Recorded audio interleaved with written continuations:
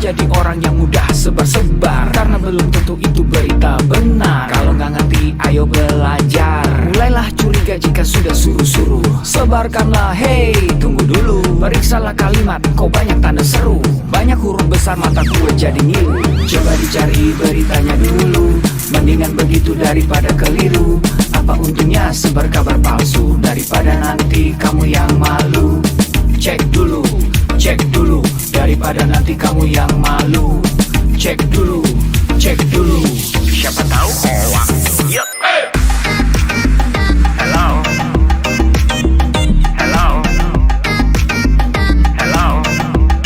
siapa tahu hoax. Yup. Hello,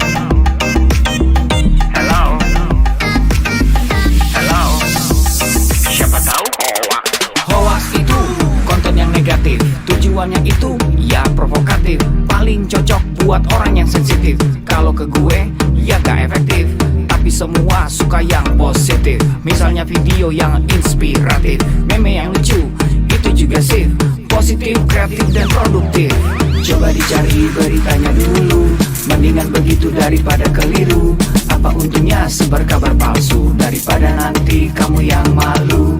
Cek dulu, daripada nanti kamu yang malu. Cek dulu, siapa tahu hoax. Yup. Hello,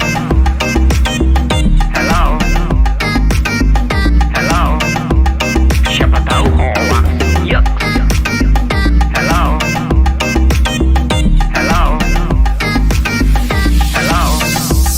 siapa tahu hoax.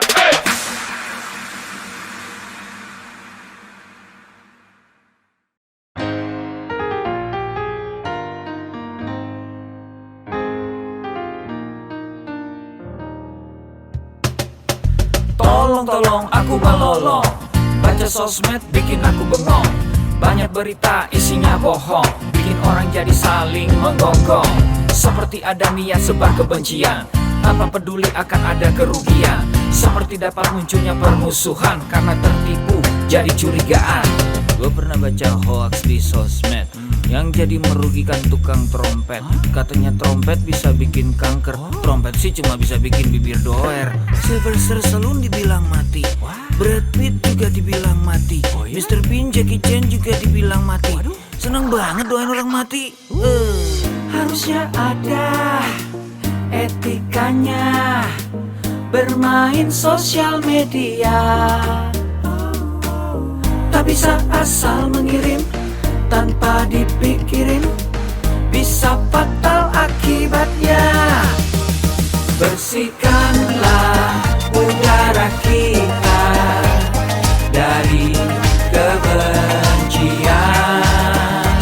Sebarkan saja cintamu untuk Indonesia.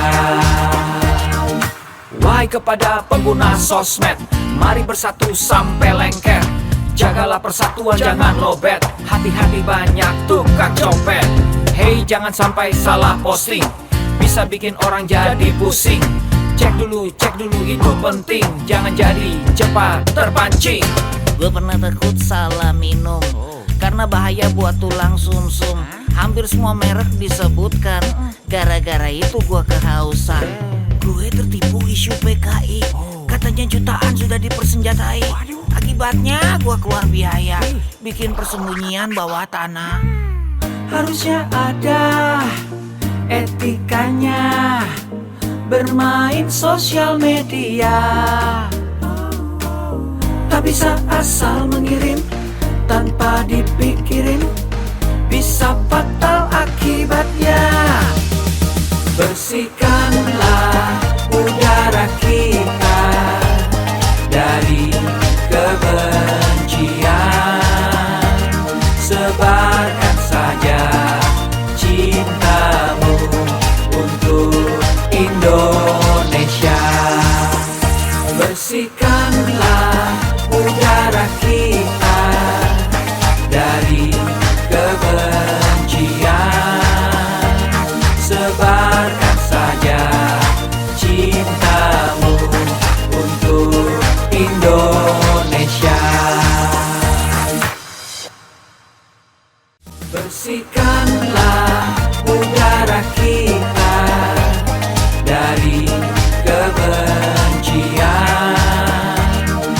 tebarkan saja cintamu untuk Indonesia.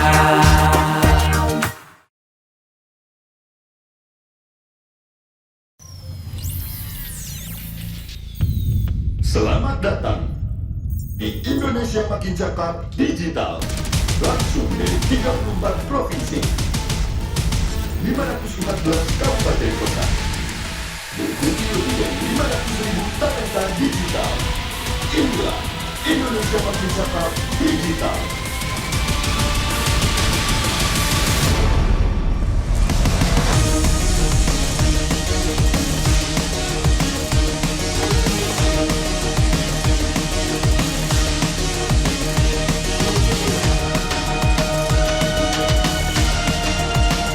Saya luncurkan program literasi digital nasional hari ini.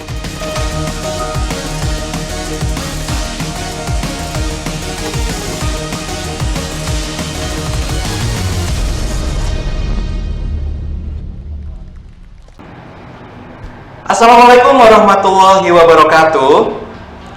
Selamat siang, salam sejahtera buat kita semuanya. Senang sekali pada siang hari ini kita bersama-sama berjumpa dalam acara Program Gerakan Nasional Literasi Digital 2021 Indonesia Makin Cakap Digital. Bersama saya Rio Brahma yang akan menjadi moderator di siang hari ini.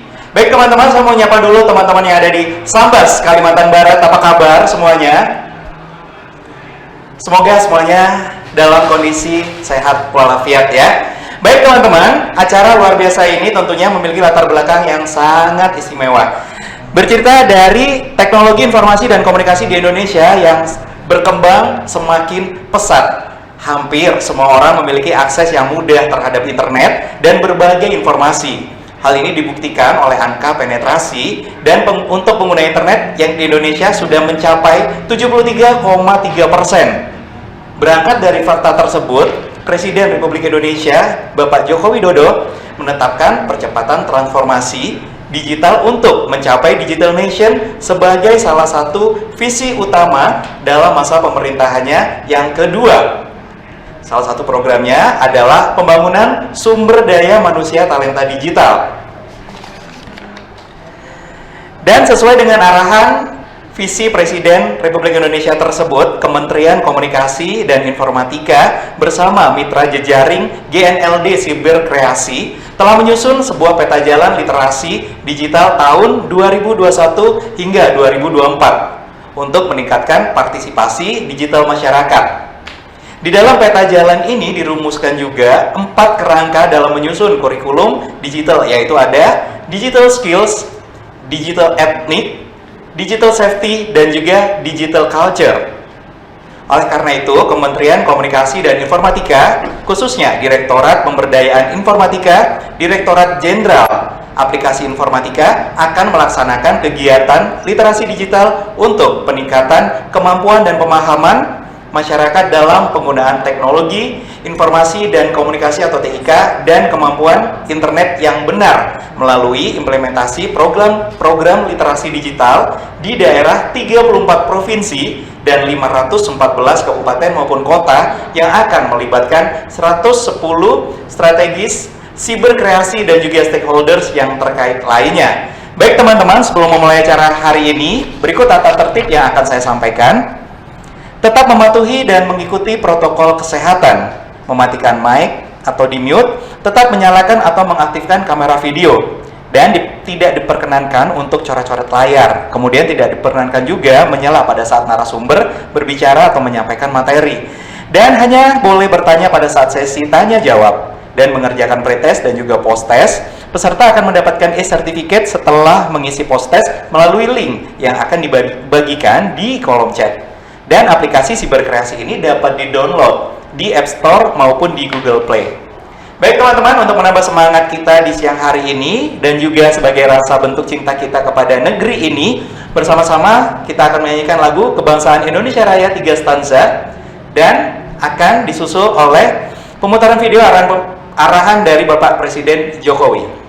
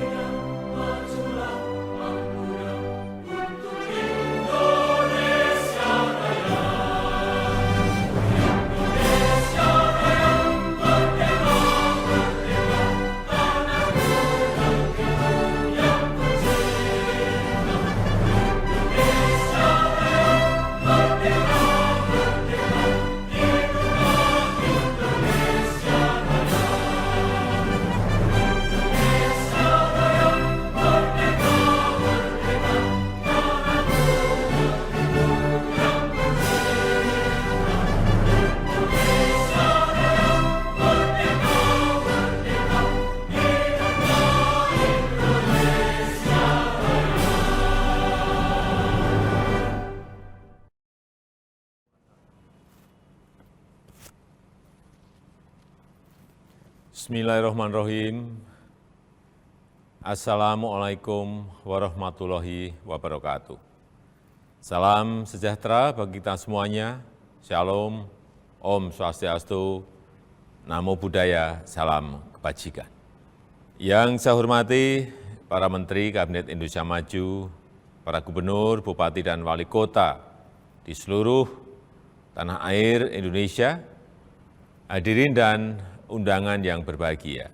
Pandemi membuka kesempatan luas bagi kita untuk melakukan transformasi digital secara besar-besaran. Pembangunan infrastruktur digital terus kita percepat. Ekonomi digital, terutama untuk UMKM, terus diperbanyak dan terus ditingkatkan. Pemerintahan digital juga terus diperkuat dan masyarakat disiapkan agar lebih cakap digital. Insya Allah pada akhir tahun 2022, 12.548 desa kelurahan akan terjangkau sinyal 4G. Percepatan 10 tahun lebih maju dari rencana sebelumnya yang selesai pada tahun 2032. Infrastruktur digital tidak berdiri sendiri. Jadi saat jaringan internetnya telah tersedia, harus diikuti kesiapan pengguna internetnya agar manfaat positif internet dapat dioptimalkan untuk membuat masyarakat semakin cerdas dan produktif. Sebaliknya, efek negatifnya harus dapat terus ditekan, terus diminimalkan. Bapak Ibu yang saya hormati, tantangan di ruang digital semakin besar, sangat besar. Konten-konten negatif terus bermunculan. Kejahatan di ruang digital terus meningkat. Hoax, penipuan daring, perjudian, eksploitasi seksual pada anak, perundungan siber, ujaran kebencian, radikalisme berbasis digital perlu terus diwaspadai karena mengancam persatuan dan kesatuan bangsa. Kewajiban kita bersama untuk terus meminimalkan konten negatif, membanjiri ruang digital dengan konten-konten positif, banjiri terus, isi terus dengan konten-konten positif. Kita harus tingkatkan kecakapan digital masyarakat agar mampu menciptakan lebih banyak konten-konten kreatif yang mendidik, yang menyejukkan, yang menyerukan perdamaian. Internet harus mampu meningkatkan produktivitas masyarakat, membuat UMKM naik kelas, perbanyak UMKM onboarding ke platform e-commerce, sehingga internet bisa memberi nilai tambah ekonomi bagi seluruh lapisan masyarakat. Hadirin sekalian, literasi digital adalah kerja besar. Pemerintah tidak bisa bekerja sendirian, perlu mendapatkan dukungan seluruh komponen bangsa agar semakin banyak masyarakat yang melek digital. Saya memberikan apresiasi kepada 110 lembaga dan berbagai komunitas yang terlibat dalam program literasi digital nasional ini. Saya harap gerakan ini menggelinding dan terus membesar, bisa mendorong berbagai inisiatif di tempat lain, melakukan kerja-kerja konkret di tengah masyarakat, agar makin cakap memanfaatkan internet untuk kegiatan edukatif dan produktif. Saya rasa itu yang bisa saya sampaikan, dan dengan mengucap Bismillahirrahmanirrahim, saya luncurkan program literasi digital nasional hari ini. Terima kasih. Wassalamualaikum warahmatullahi wabarakatuh. Om Santi Santi Santi Om. Namo Buddhaya.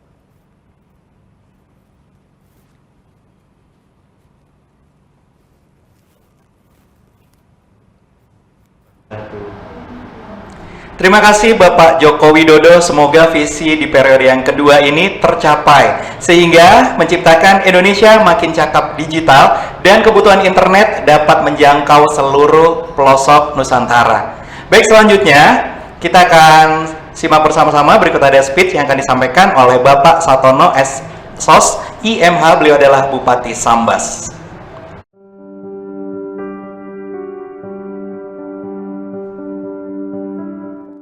Assalamualaikum warahmatullahi wabarakatuh. Selamat pagi dan salam sejahtera untuk kita semua. Berdasarkan survei APJI di tahun 2020, pengguna internet di Indonesia sudah mencapai 196,71 juta jiwa, di mana mereka mengakses internet lebih dari 8 jam dalam sehari. Di Kabupaten Sambas, Kalimantan Barat, di mana masyarakatnya sangat heterogen dan menggunakan media digital sebagai sarana informasinya, maka diperlukan peningkatan literasi digital bagi masyarakat Kabupaten Sambas untuk mengimbangi perkembangan teknologi digital ini. Program literasi digital bertujuan untuk membuat masyarakat cakap dalam menggunakan teknologi digital di tingkat dasar, media, mahir, dan inklusif. Target program ini di tahun 2021 adalah sebesar 12,5 juta masyarakat Indonesia yang terliterasi digital. Untuk meraih target peserta tersebut, Kementerian Komunikasi dan Informatika bekerjasama dengan Gerakan Nasional Literasi Digital, Siberkreasi, dan pemerintah daerah Kabupaten Sambas melaksanakan rangkaian webinar Indonesia Makin Cakap Digital yang dilaksanakan mulai bulan Mei hingga Desember tahun ini. Saya Haji Satono, Sarjana Sosial Islam, Majelis Hukum, Bupati Kabupaten Sambas, Provinsi Kalimantan Barat, mendukung kegiatan ini untuk menambah kecakapan digital masyarakat Kabupaten Sambas agar dapat memanfaatkan internet dan teknologi digital untuk hal yang positif dan kreatif, menambah daya saing, meningkatkan perekonomian hingga dapat turut serta membangun Kabupaten Sambas. Mari bersama kita ikuti webinar ini sampai selesai, sehingga kita dapat menggunakan media digital semakin bijak dan cakap, dan tetap patuhi protokol kesehatan dimanapun Anda berada. Wassalamualaikum warahmatullahi wabarakatuh.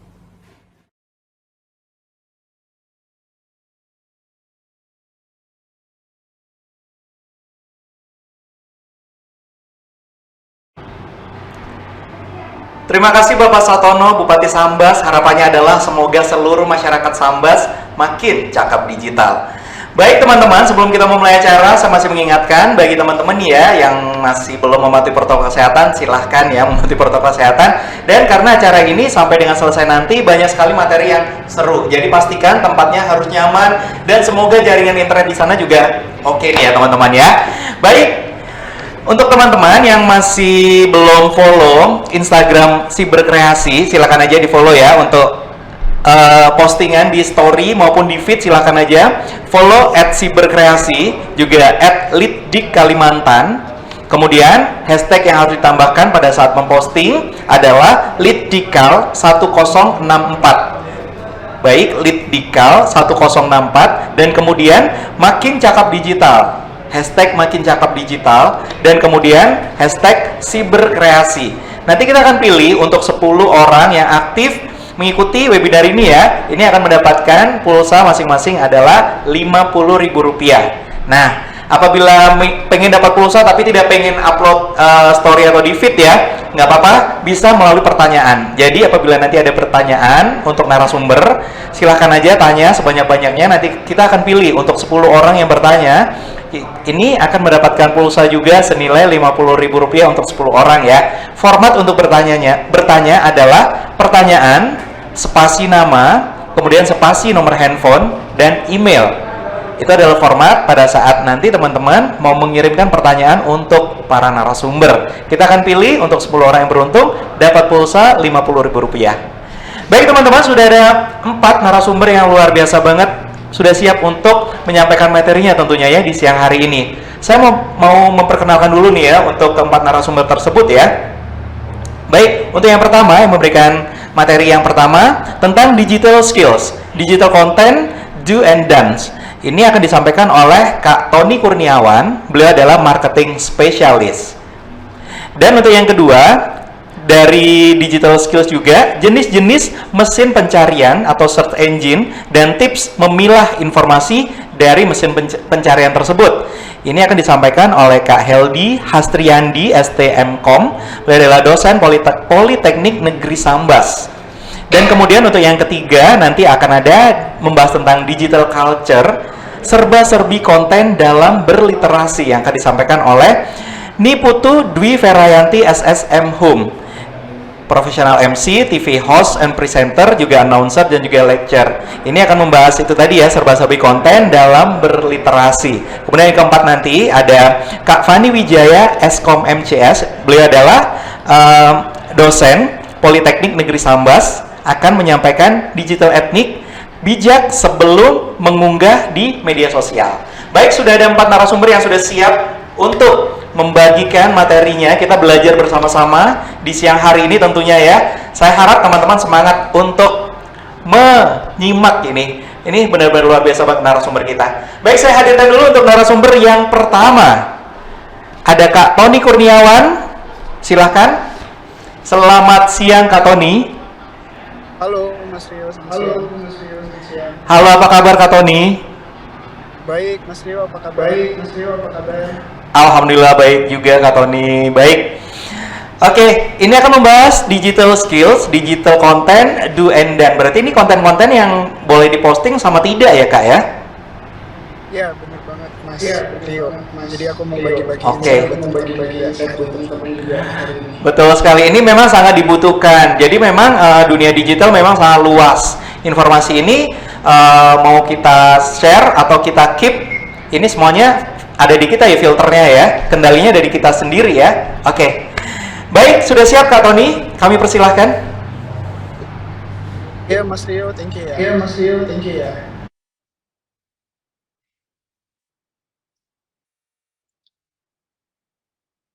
Oke, sebelumnya teman-teman semua selamat datang ya di acara hari ini. Ya, jadi hari ini aku mau membahas mengenai digital content do's and don'ts, dan semoga di hari ini juga aku bisa kasih insight-insight juga buat teman-teman supaya teman-teman itu juga bisa mengimplementasikan ya di kehidupan kalian sehari-hari. Oke, mungkin bisa langsung ke next slide.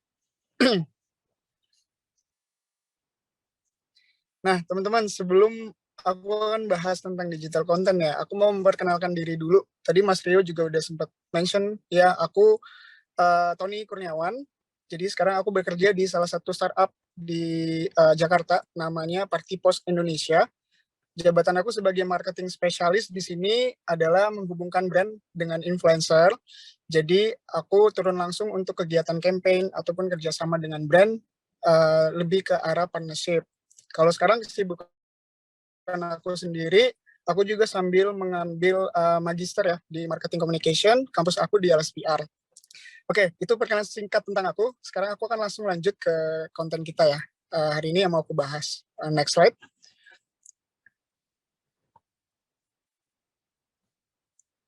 Nah, teman-teman semua, di sini aku mau memastikan lagi bahwa digital content yang akan aku bawa adalah gimana sih sebenarnya penggunaan konten di media sosial itu. Ini terkait dengan do's dan don'ts-nya. Itu seperti apa? Lanjut ke next slide. Nah, aku akan bahas dulu ke do's-nya ya. Apa sih yang sebenarnya bisa kalian lakukan untuk menggunakan konten di media sosial? Lanjut ke next berikutnya. Oke, yang pertama itu teman-teman, yaitu kalian bisa mempelajari dulu siapa audiens kalian. Nah, di sini nih aku ada sedikit mention ya soal persona followers di media sosial itu dibentuk berdasarkan dari profil dan postingan media sosial yang kalian buat.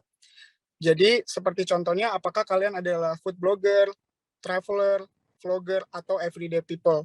Jadi sebenarnya targetnya adalah dengan mengetahui siapa audiens kalian, maka akan sangat lebih mudah untuk menyesuaikan konten seperti apa yang disukai oleh follower kalian. Nah, mungkin di sini ada beberapa kalian ada mungkin sebagai influencer ya, kalian vlogger atau enggak food blogger. Tapi di sisi lain ini ada yang namanya kriteria everyday people. Mungkin teman-teman masih banyak yang belum tahu kriteria everyday people itu seperti apa. Jadi everyday people itu seperti kita sih semuanya, kayak Mas Rio tadi juga atau aku. Jadi everyday people itu adalah orang biasa yang aktif di media sosial. Jadi misalnya kalian lagi nongkrong di kafe, kalian lagi nongkrong di perpustakaan, terus ada buku bagus, kemudian ada minuman enak atau makanan enak, kalian pasti membagikan beritanya ke sosial media kalian kan. Antara kalian posting lewat Instastory, atau lewat WhatsApp Story, atau lewat Facebook. Nah, ini yang seperti tadi aku mention adalah ketika kalian memang sudah tahu audiens kalian, maka audiens kalian tuh akan mengerti kalian tuh siapa gitu. Intinya seperti itu. Nah, lanjut. Oke. Nah, tadi kan kalian sudah mempelajari yang namanya siapa sih audiens kalian, lingkaran kalian tuh siapa gitu. Kalau food blogger berarti lingkaran kalian ya orang-orang yang suka makan. Tapi kalau kalian everyday people, berarti lingkaran followers kalian itu ya keluarga kalian sendiri, teman bermain, atau enggak teman kantor. Jadi semua yang relate dekat dengan kalian. Nah, yang kedua yang bisa kalian lakukan itu adalah memberikan konten yang bermanfaat. Jadi buatlah konten yang menarik dan menginspirasi, seperti membuat konten video, tips dan triks, membagikan rekomendasi makanan, minuman, atau barang yang bermanfaat, dan kalian juga jangan lupa untuk memperhatikan tipe konten kalian, desainnya menarik atau beritanya juga cukup menarik untuk diikuti. Nah, di sini aku ada contoh ya, antara dua. Itu pertama ada Raditya Dika, kalian juga sudah tahu beliau. Jadi Raditya Dika ini sering banget posting sesuatu yang sangat bermanfaat gitu ya. Jadi kadang merekomendasikan laptop yang bagus untuk dipakai dan murah, atau enggak kadang Radit juga nunjukin kalian tuh bisa makan hemat tuh seperti apa. Nah, kalau kedua itu ada Next Carlos. Teman-teman juga mungkin yang suka makan udah tahu beliau juga. Jadi beliau ini sering mengupdate makanan-makanan di pinggir jalan yang enak dan direkomendasikan untuk kalian. Jadi kalian tuh juga bisa sama-sama nyobain makanannya. Oke, aku langsung lanjut lagi ke next slide.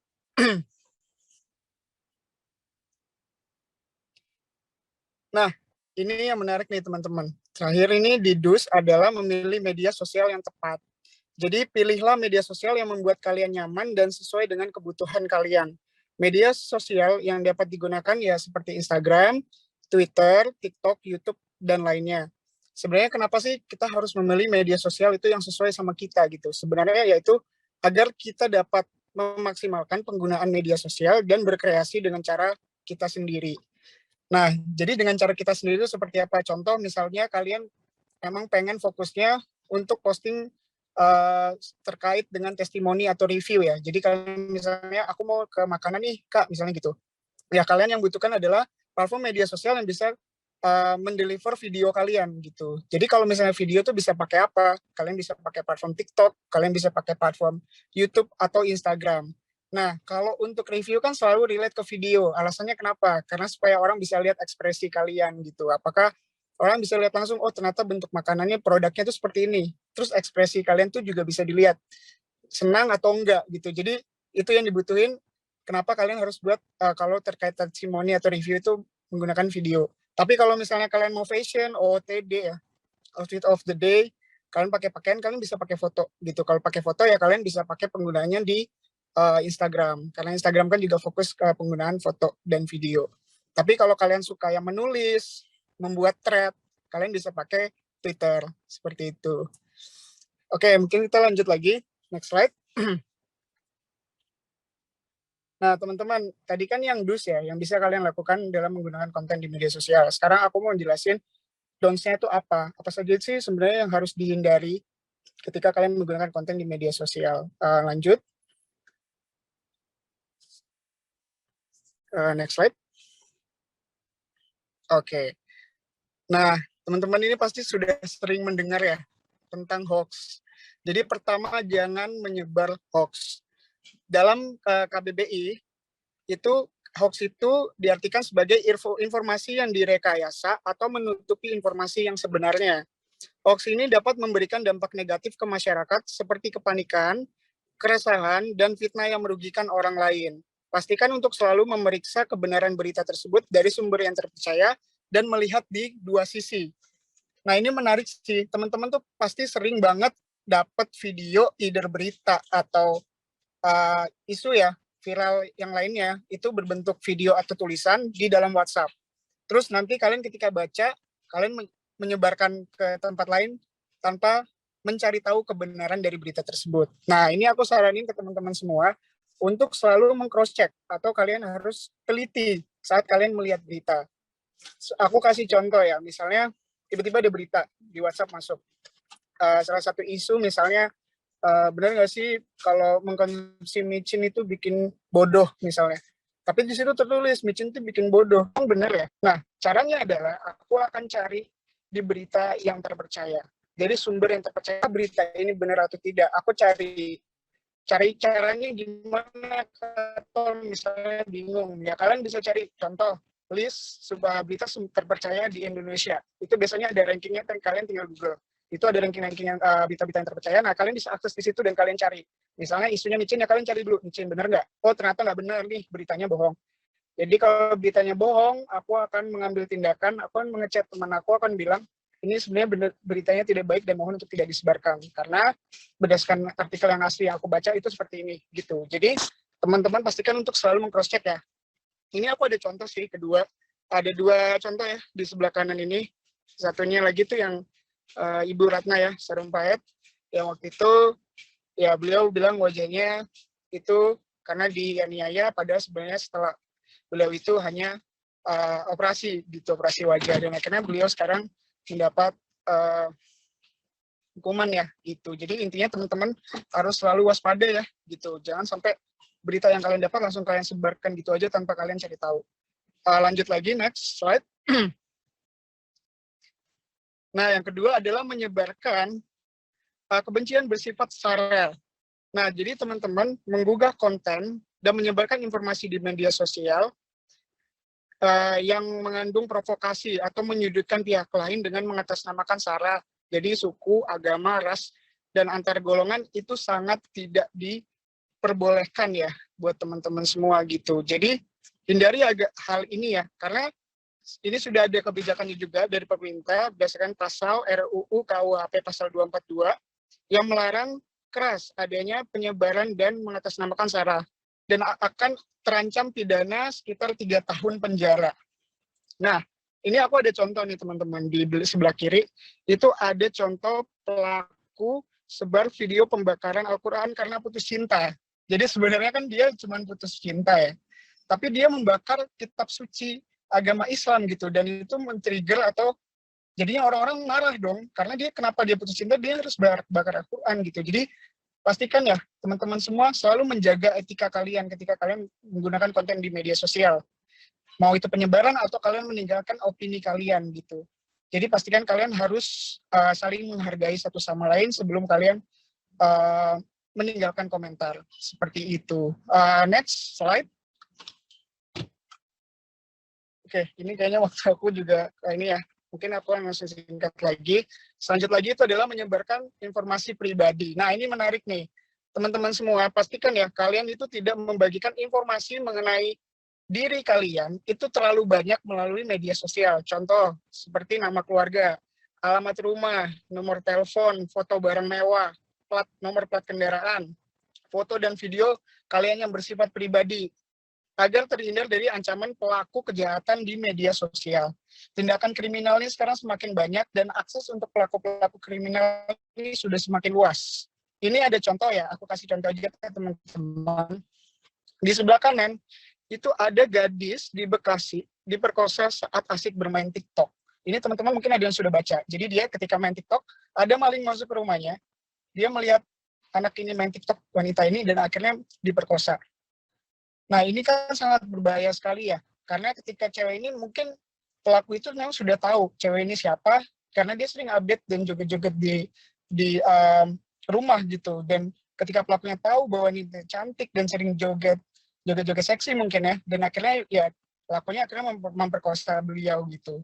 Di sisi lain ini juga ada selebgram ya, artis gitu, dia sering pamer kekayaannya di media sosial, tapi artis ini di UK.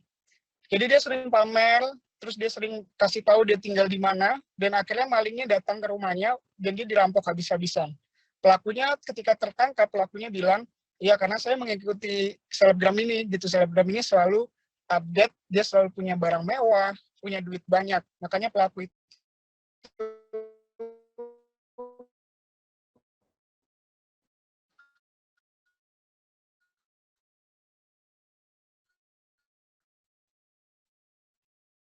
menargetkan selebgram ini gitu untuk dirap. Kalian tidak terlalu jauh ya gitu, tidak melewati slide selanjutnya. Oke. Nah, teman-teman, ini mungkin lebih ke teoritis ya. Jadi, sebenarnya gimana sih audiens berinteraksi ketika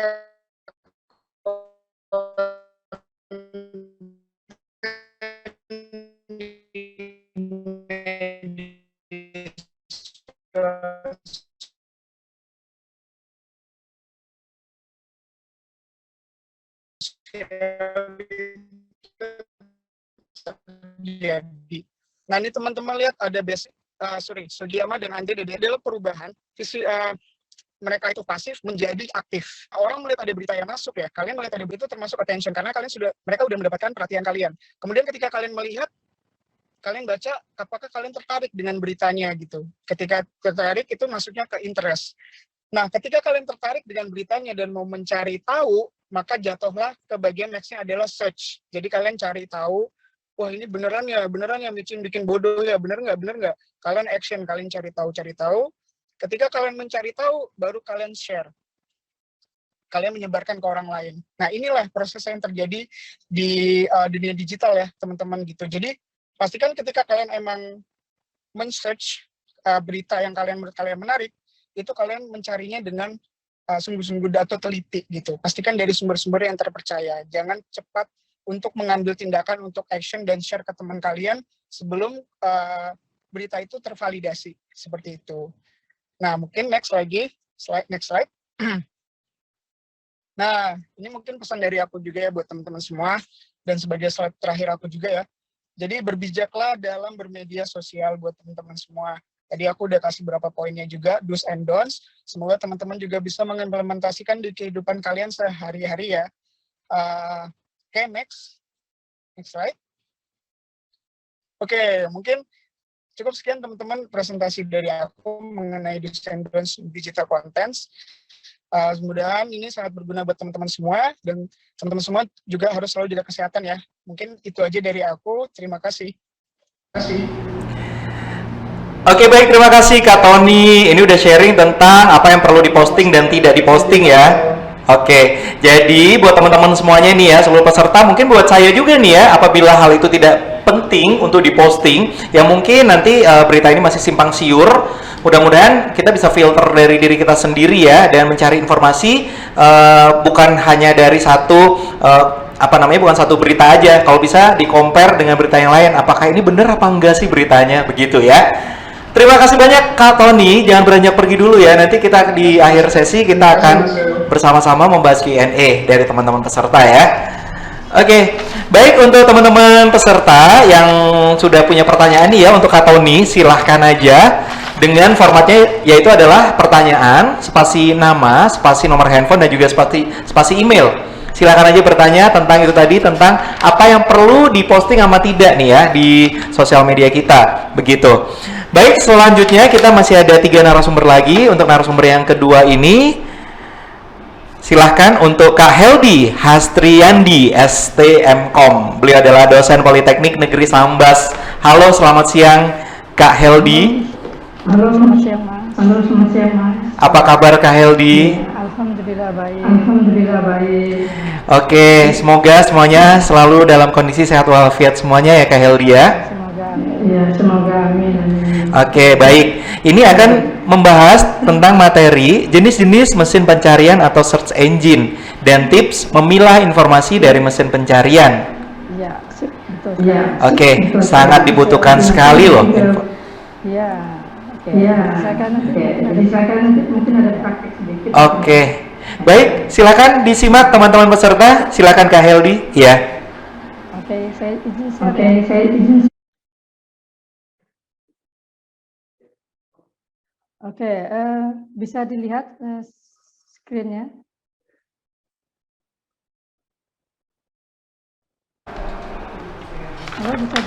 Halo, bisa dilihat? Oke, bisa Kak Heldi? Iya. Oke. Mulai ya. Ya, Assalamualaikum warahmatullahi wabarakatuh. Pertama-tama syukur alhamdulillah kita panjatkan kehadirat Allah Subhanahu wa taala. Karena pada hari ini kita masih diberikan nikmat kesehatan dan nikmat kesempatan waktu sehingga kita bisa bersua di acara ini. Kemudian sholawat dan salam dan selalu terlimpahkan kehadirat Nabi besar Muhammad SAW. Dan yang saya banggakan yaitu rekan-rekan peserta yang saya hormati. Baiklah, saya akan mulai dengan topik saya yaitu jenis-jenis mesin pencari dan tips memilah informasi. Oke, bentar ya. Nah, seperti ini. Nah, jadi saya sampaikan dulu sedikit pengantar. Berkembangnya teknologi, penggunaan internet semakin meningkat. Oke, jadi dengan kemudahan akses, internet ini juga sudah merambat ke berbagai bidang aspek kehidupan manusia. Salah satunya adalah yang saat ini kita sedang jalani, yaitu dunia pendidikan. Seperti belajar daring, kemudian ada sektor pekerjaan dan bidang ekonomi bisnis. Nah, ini dilansir dari validnews.id dan kumparan.id, jumlah populasi Indonesia saat ini adalah 272 juta. Nah, penetrasi internet itu sudah mencapai 64% dari penduduk Indonesia sudah terkoneksi internet. Nah, kemudian 59%-nya itu sudah bermedia sosial. Jadi sudah cukup, setengahnya sudah lewat sedikit lah ya. Nah, kemudian berbagai fasilitas dan aplikasi tersedia di perangkat handphone ataupun desktop itu memberikan solusi terhadap masalah yang kita hadapi. Nah, berdasarkan survei APJI 2020, selama pandemi COVID-19, mayoritas masyarakat Indonesia itu mengakses internet kurang lebih 8 jam, 7 jam 59 menit. Dan yang lainnya juga seperti ini ada yang 3 jam gitu ya, kurang lebih 8 jam sehari. Nah, juga internet itu sudah menjadi solusi bagi permasalahan-permasalahan yang dihadapi. Salah satunya ini yang saya dapat visualnya yaitu petani digital tak lagi tertinggal gitu ya. Jadi petani itu sudah bisa mengakses internet juga sehingga nanti pertaniannya lebih meningkat. Nah, berdasarkan Indonesian Digital Report, Google itu menempati peringkat pertama sebagai mesin pencari. Nah, kemudian untuk akses kelompok akses usia itu yaitu 25 sampai 34 tahun yaitu sebesar 32%. Ya cukup besar juga yang di rentang tersebut. Nah, kemudian jadi intensitas pencarian ini cukup tinggi sehingga pencarian data diharapkan nantinya bisa bermanfaat dan efektif. Nah, dan juga sering juga terjadi yaitu kesalahan kita dalam menggunakan mesin pencari. Sering waktu kita terbuang untuk menelusuri satu persatu berkas yang dihasilkan. Nah, ini menjadi tidak efektif ya. Mungkin dikarenakan kata kunci yang kurang spesifik. Kemudian bahkan ada juga yang mengklik situs palsu secara tidak sadar. Jadi itu sangat berbahaya. Nah, apa yang kita perlukan? Yang kita butuhkan adalah kompetensi digital.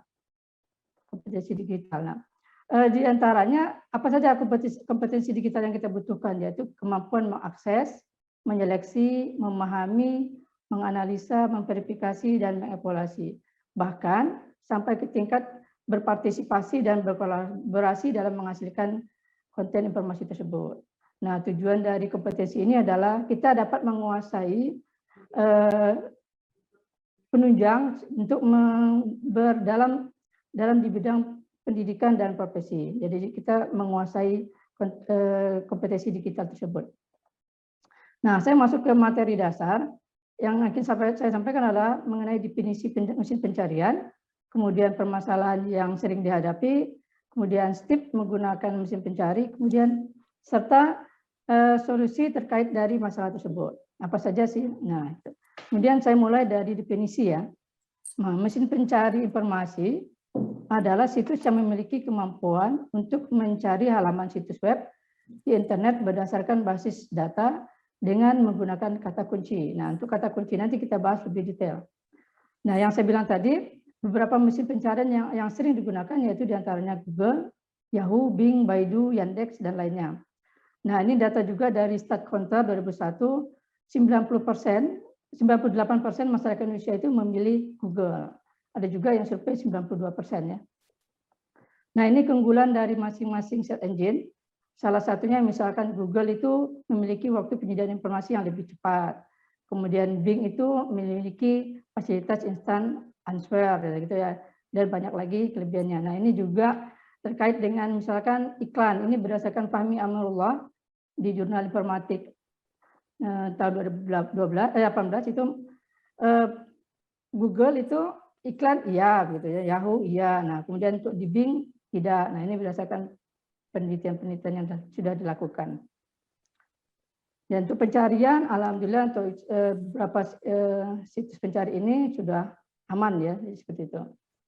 Nah, kemudian saya masuk ke bagaimana sih cara kerja mesin pencari. Nah, dia terdiri dari tiga tahapan, yaitu crawling, indexing, dan ranking. Jadi seperti itu.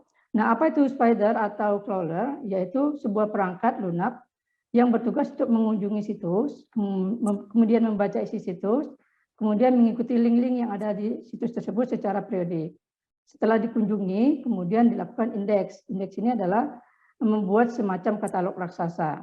Seperti itu hasil dari crawler tersebut. Nah, setelah tahap berikutnya adalah melakukan perankingan. Perankingan ini lebih kepada relevansi terhadap kata kunci yang digunakan. Jadi kata kunci yang paling mendekati itu ditempatkan di bagian atas.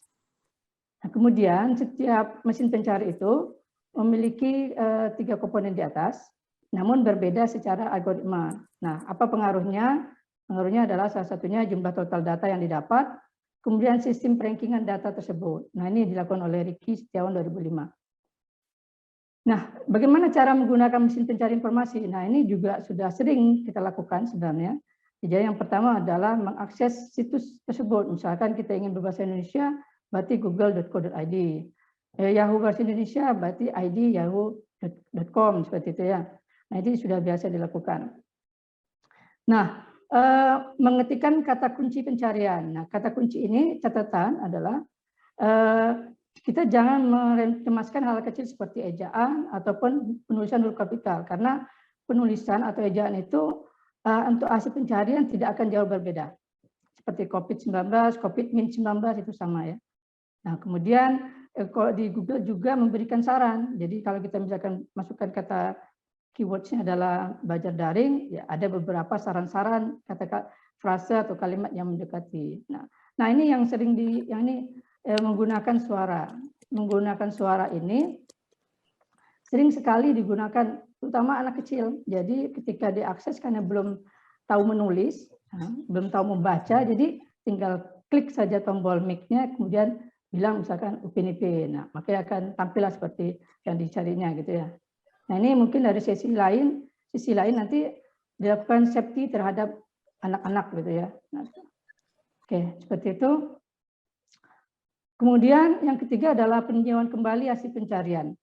Ya, jadi bisa saja hasil pencarian yang kita dapatkan itu bisa saja sesuai, bisa juga tidak sesuai yang kita harapkan.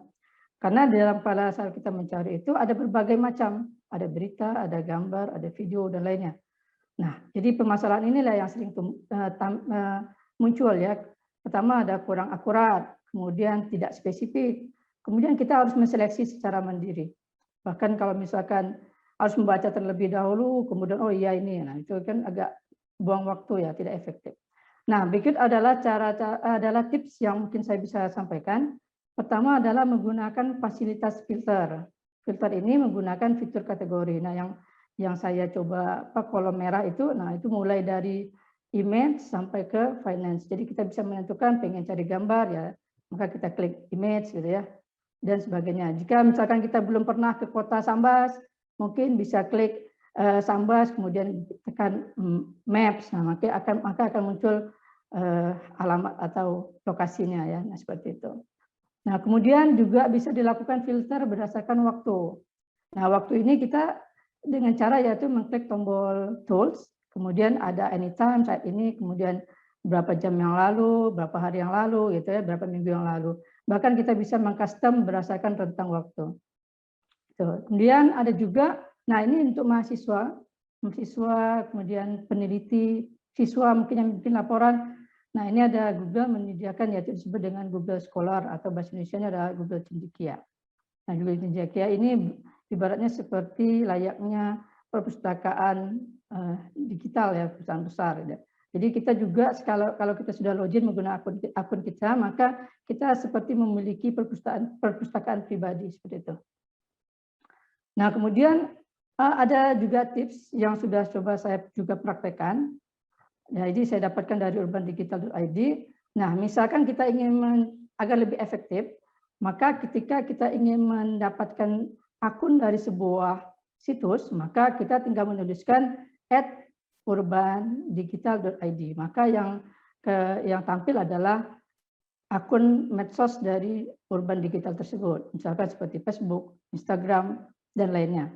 Nah, kemudian juga cuaca, misalkan kata-kata kunci cuaca Sambas, nah maka akan tampillah cuaca di sekitar Sambas. Nah, seperti ini adalah hasilnya. Jadi memasukkan kata cuaca Sambas itu maka akan tampil cuaca begitu ya. Jadi tidak kemana-mana hasilnya, jadi lebih efektif. Nah, kemudian juga jika kita ingin melakukan penjumlahan atau menggunakan kalkulator ya tinggal isi saja, misalkan 5 mod atau %100, maka yang tampil adalah kalkulator. Nah, juga yang penting yang sering saya gunakan adalah menggunakan kata kunci file type atau file type itu *2 PDF. Misalkan ditambahkan laporan, maka yang file yang keluar atau yang tampil adalah jenis filenya adalah PDF. Nah, ini juga bisa digabungkan ya sehingga nanti hasilnya lebih spesifik. Jadi waktu yang terbuang itu tidak banyak, bahkan lebih cepat. Nah, seperti itu ya. Jadi seperti ini site URL digital site urbandigital.id menggunakan frasa kemudian pakai petik gitu ya, tanda petik Zenfone 3. Nah, itu akan menghasilkan Zenfone 3 hanya di situs Urban Digital. Tidak ke situs-situs yang lainnya seperti itu. Nah, catatan juga pengaturan bahasa itu penting karena beberapa fungsi tidak hanya bekerja di dalam bahasa Inggris saja. Seperti contohnya define itu hanya bekerja di bahasa Inggris saja.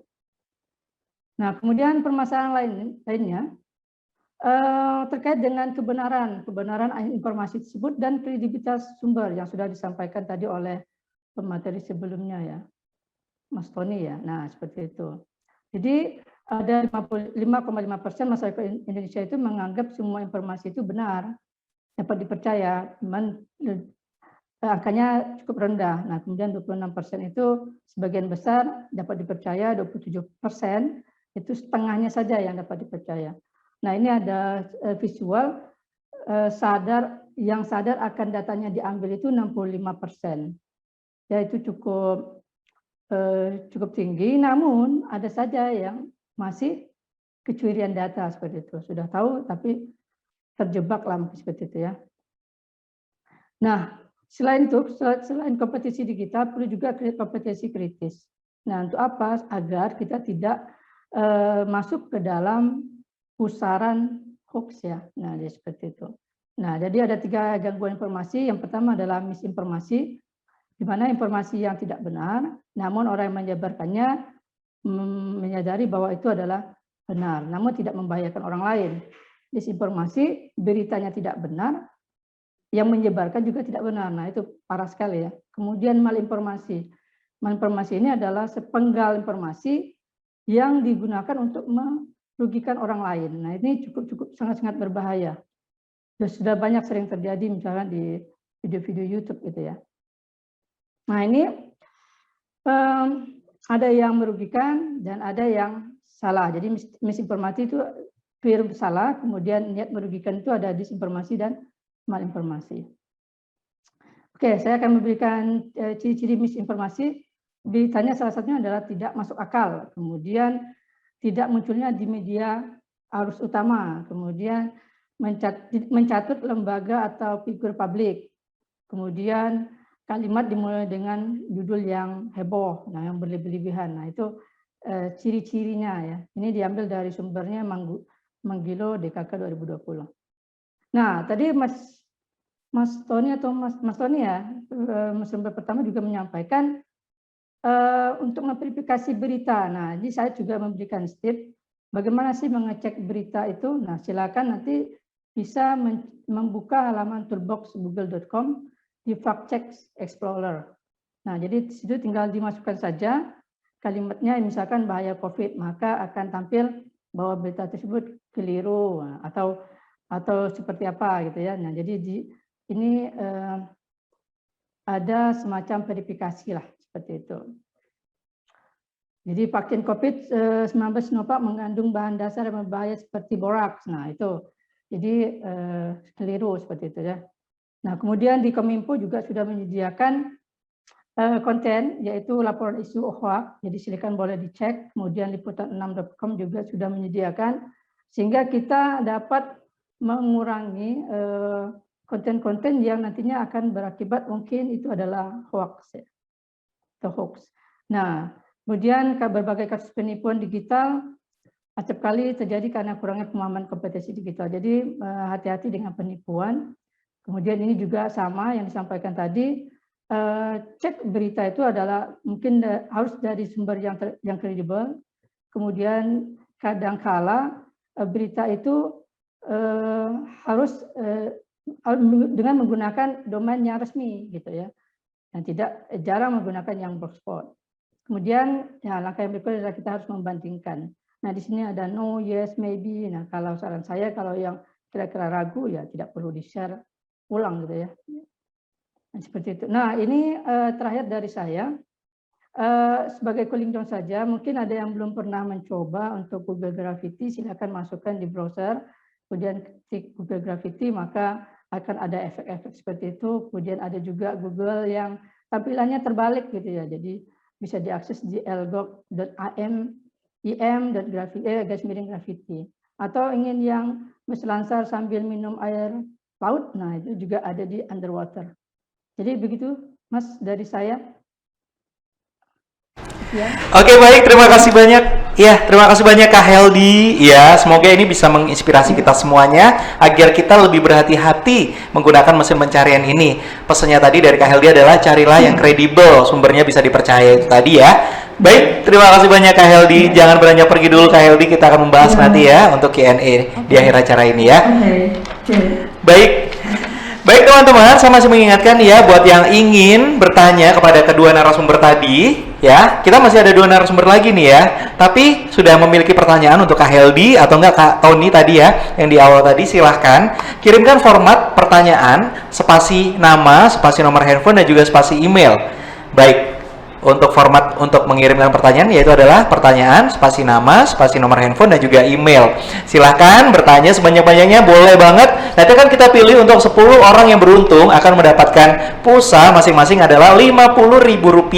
Wow, jangan lewatkan ya. Walaupun pulsa masih banyak, biasanya kalau diisi pulsa kita masih tetap bersyukur karena emang penting banget pulsa untuk saat ini ya.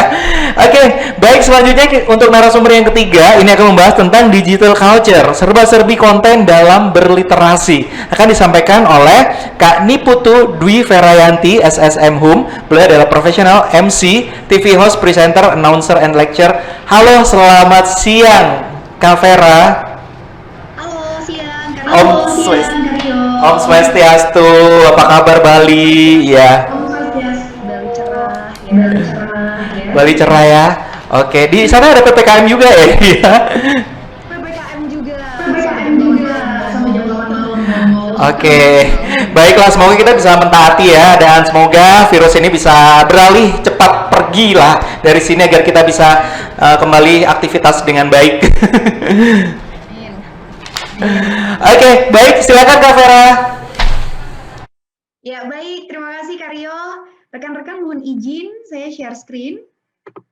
Jadi hari ini kita akan berbincang terkait bagaimana serba-serbi konten digital dalam berliterasi. Baik, Assalamualaikum warahmatullahi wabarakatuh. Om Swastiastu, salam sejahtera untuk kita semua. Selamat siang menjelang sore untuk seluruh narasumber yang sangat luar biasa yang tergabung juga hari ini. Di antaranya ada Kak Heldi, ada Kak Fandi Wijaya, ada Kak Tony juga tadi yang sudah menyampaikan terkait konten ya. Nah, ini juga saling berkaitan erat Bapak dan Ibu, rekan-rekan seluruh peserta webinar yang berasal dari Kalimantan dan berbagai daerah di seluruh Indonesia. Izinkan saya, Dwi Vera, hari ini akan berbagi bagaimana serba-serbi konten digital dalam berliterasi. Tadi Karyo sudah memperkenalkan seperti itu. Nama saya Dwi Vera, bisa disapa Vera, speaker planner, certified Google facilitators, broadcasters, dan dosen serta founder dari Public Speaking Bali. Rekan-rekan, ketika kita berbicara tentang konten digital, tentu ini erat kaitannya dengan kreativitas.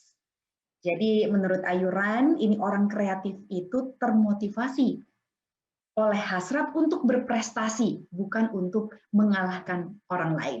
Jadi mari kita bersama-sama untuk menciptakan kreativitas, ide, inovasi, yang nanti kita akan sharing bersama di beberapa poin. Dan tentu kreativitas ini juga ternyata bisa dibentuk, bisa dipupuk, dan bisa digali terus. Sehingga kita bisa menciptakan ide-ide yang powerful, seperti itu rekan-rekan.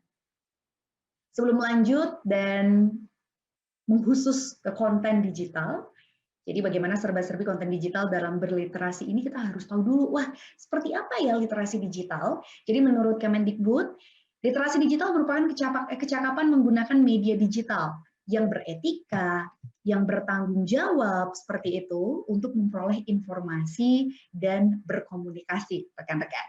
Tujuannya tentu kita bisa berpikir kritis. Ada satu informasi, tadi Kak Tony sempat info, apakah benar? Ya, info itu akurat.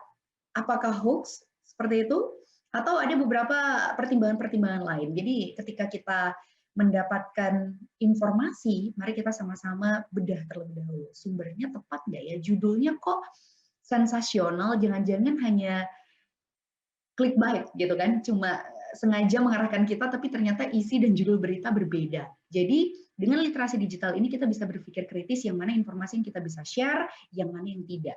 Selain itu kita bisa berpikir kreatif dan juga inovatif, karena sumber kita dapat dari berbagai media digital, rekan-rekan.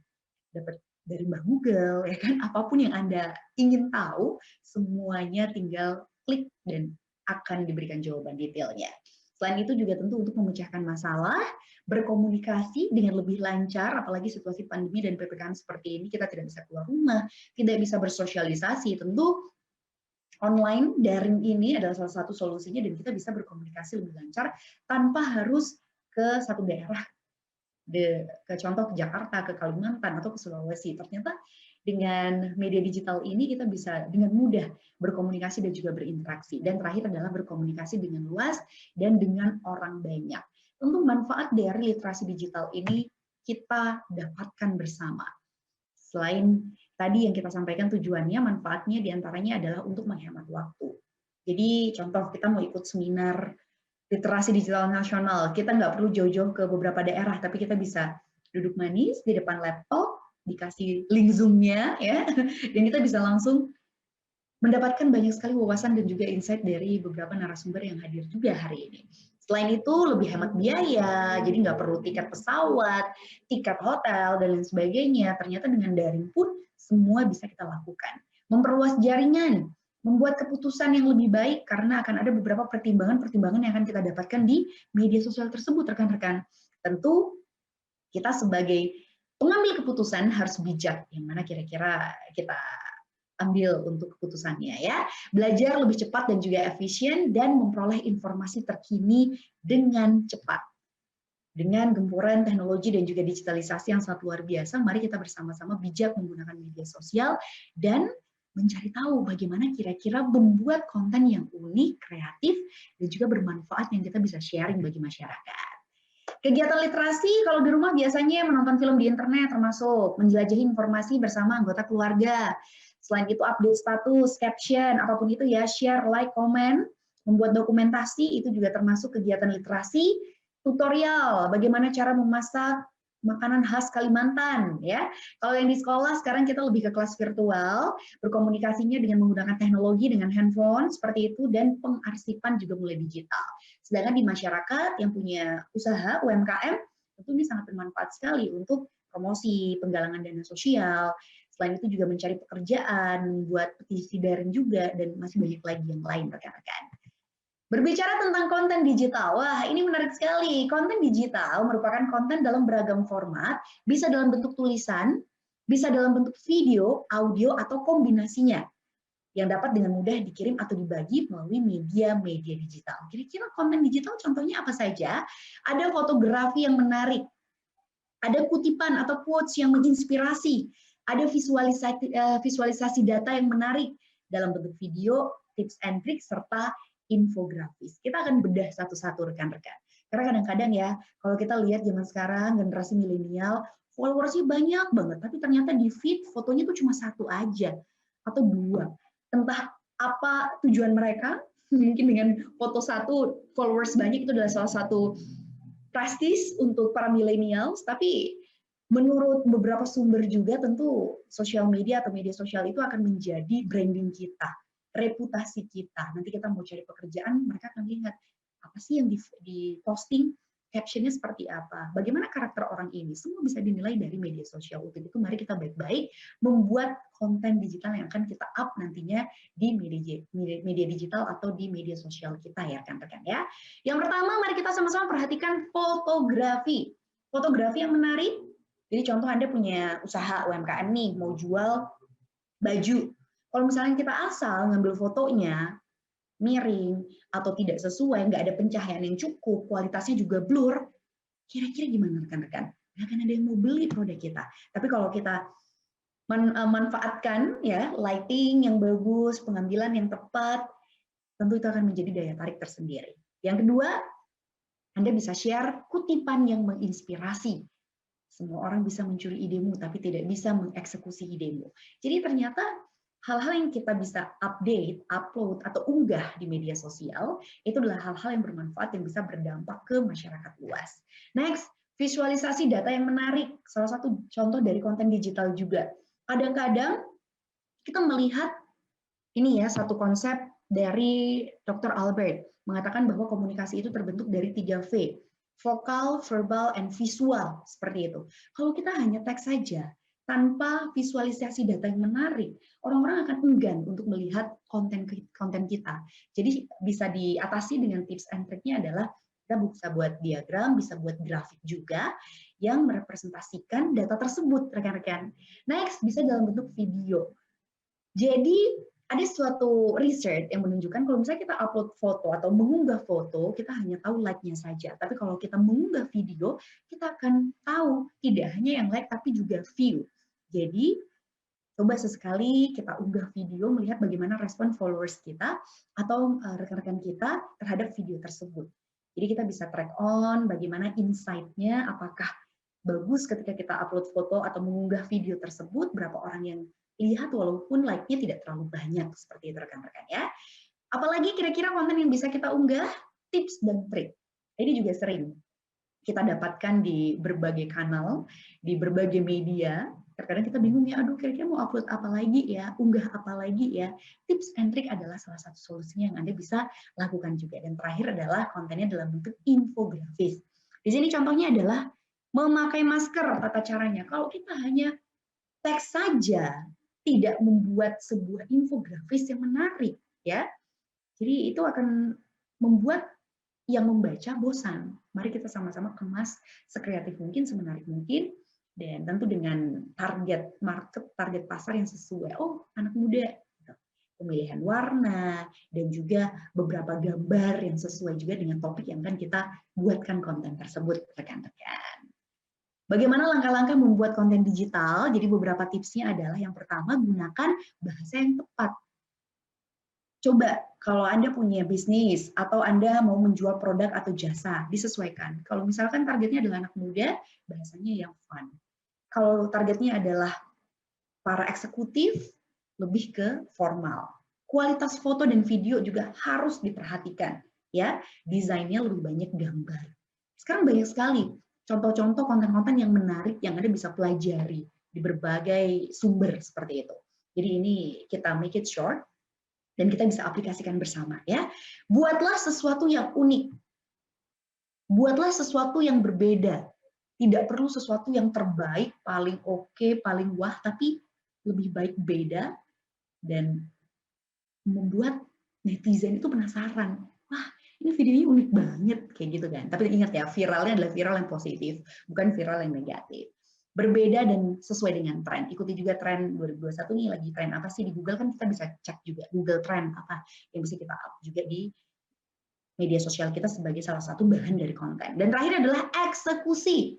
Ini yang paling penting rekan-rekan. Captionnya jangan terlalu panjang, jangan terlalu pendek juga, jadi ringkas dan jelas sesuai dengan tujuannya.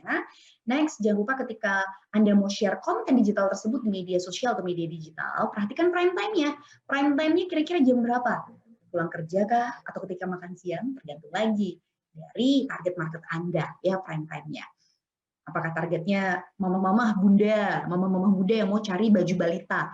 Jadi mereka habis antar anak, TK jam 10, berarti sering update media sosial jam 10 pagi, seperti itu ya. Dan di beberapa media sosial seperti Instagram kan kita bisa melihat insight juga, berapa orang sih yang lihat, yang paling banyak melihat jam berapa, umur berapa, dari daerah mana saja. Itu kita bisa cari tahu juga lebih detail rekan-rekan. Terakhir, tips membuat konten digital adalah gasku, saya singkat agar lebih mengena ya.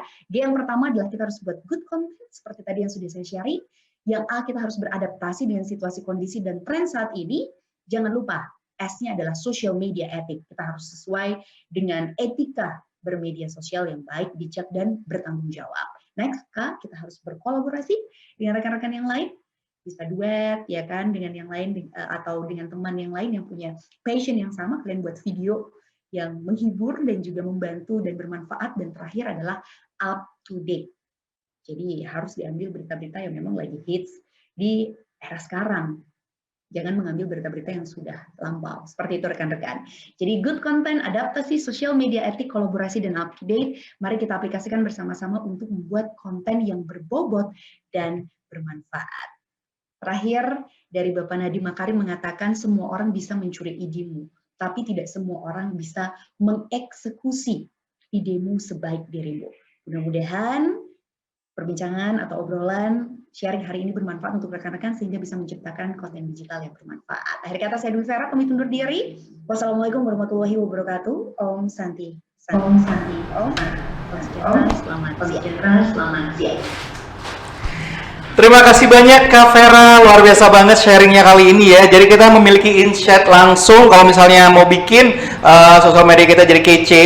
Itu tadi udah tipsnya udah dibagikan sama Kak Vera ya. Fotografi dari konten video, kemudian juga kualitasnya juga diperhatikan di situ. Kalau misalnya semua konten di sosial medianya isinya quote, carilah yang paling unik yang belum pernah diposting sama yang lain ya, atau bikin sendiri. Terima kasih banyak Kak Vera. Jangan beranjak pergi dulu, kita akan bergabung nanti ya untuk menjawab Q&A di akhir acara dari teman-teman peserta kita. Terima kasih. Oke baik, setelah Kak Vera kita memiliki satu lagi narasumber yang ini spesial banget juga, akan menyampaikan tentang bijak sebelum mengunggah di medsos atau media sosial ya. Ini penting banget nih teman-teman. Jadi kalau bisa sebelum kita mengunduh sesuatu di media sosial ini, tahan dulu. Tapi lebih lengkapnya gimana kalau kita menyimak materi yang satu ini yang akan disampaikan oleh Kak Fani Wijaya Eskom MCS. Beliau adalah dosen Politeknik Negeri Sambas. Halo, selamat siang Kak Fani. Selamat siang Bang Rio. Yeay, apa kabar nih Kak? Iya. Sehat. Pokoknya yang jelas aja pokoknya. Wah, terdengar sekali ya aura-aura positif. Ini udah kedengeran di sini ya. Nggak sabar kita ingin menyimak ini materi yang akan diberikan. Oke, langsung saja Kak Fani, silahkan. Terima kasih, mudah-mudahan kita di ujung negeri ini. Baik, saya izin untuk share screen terlebih dahulu.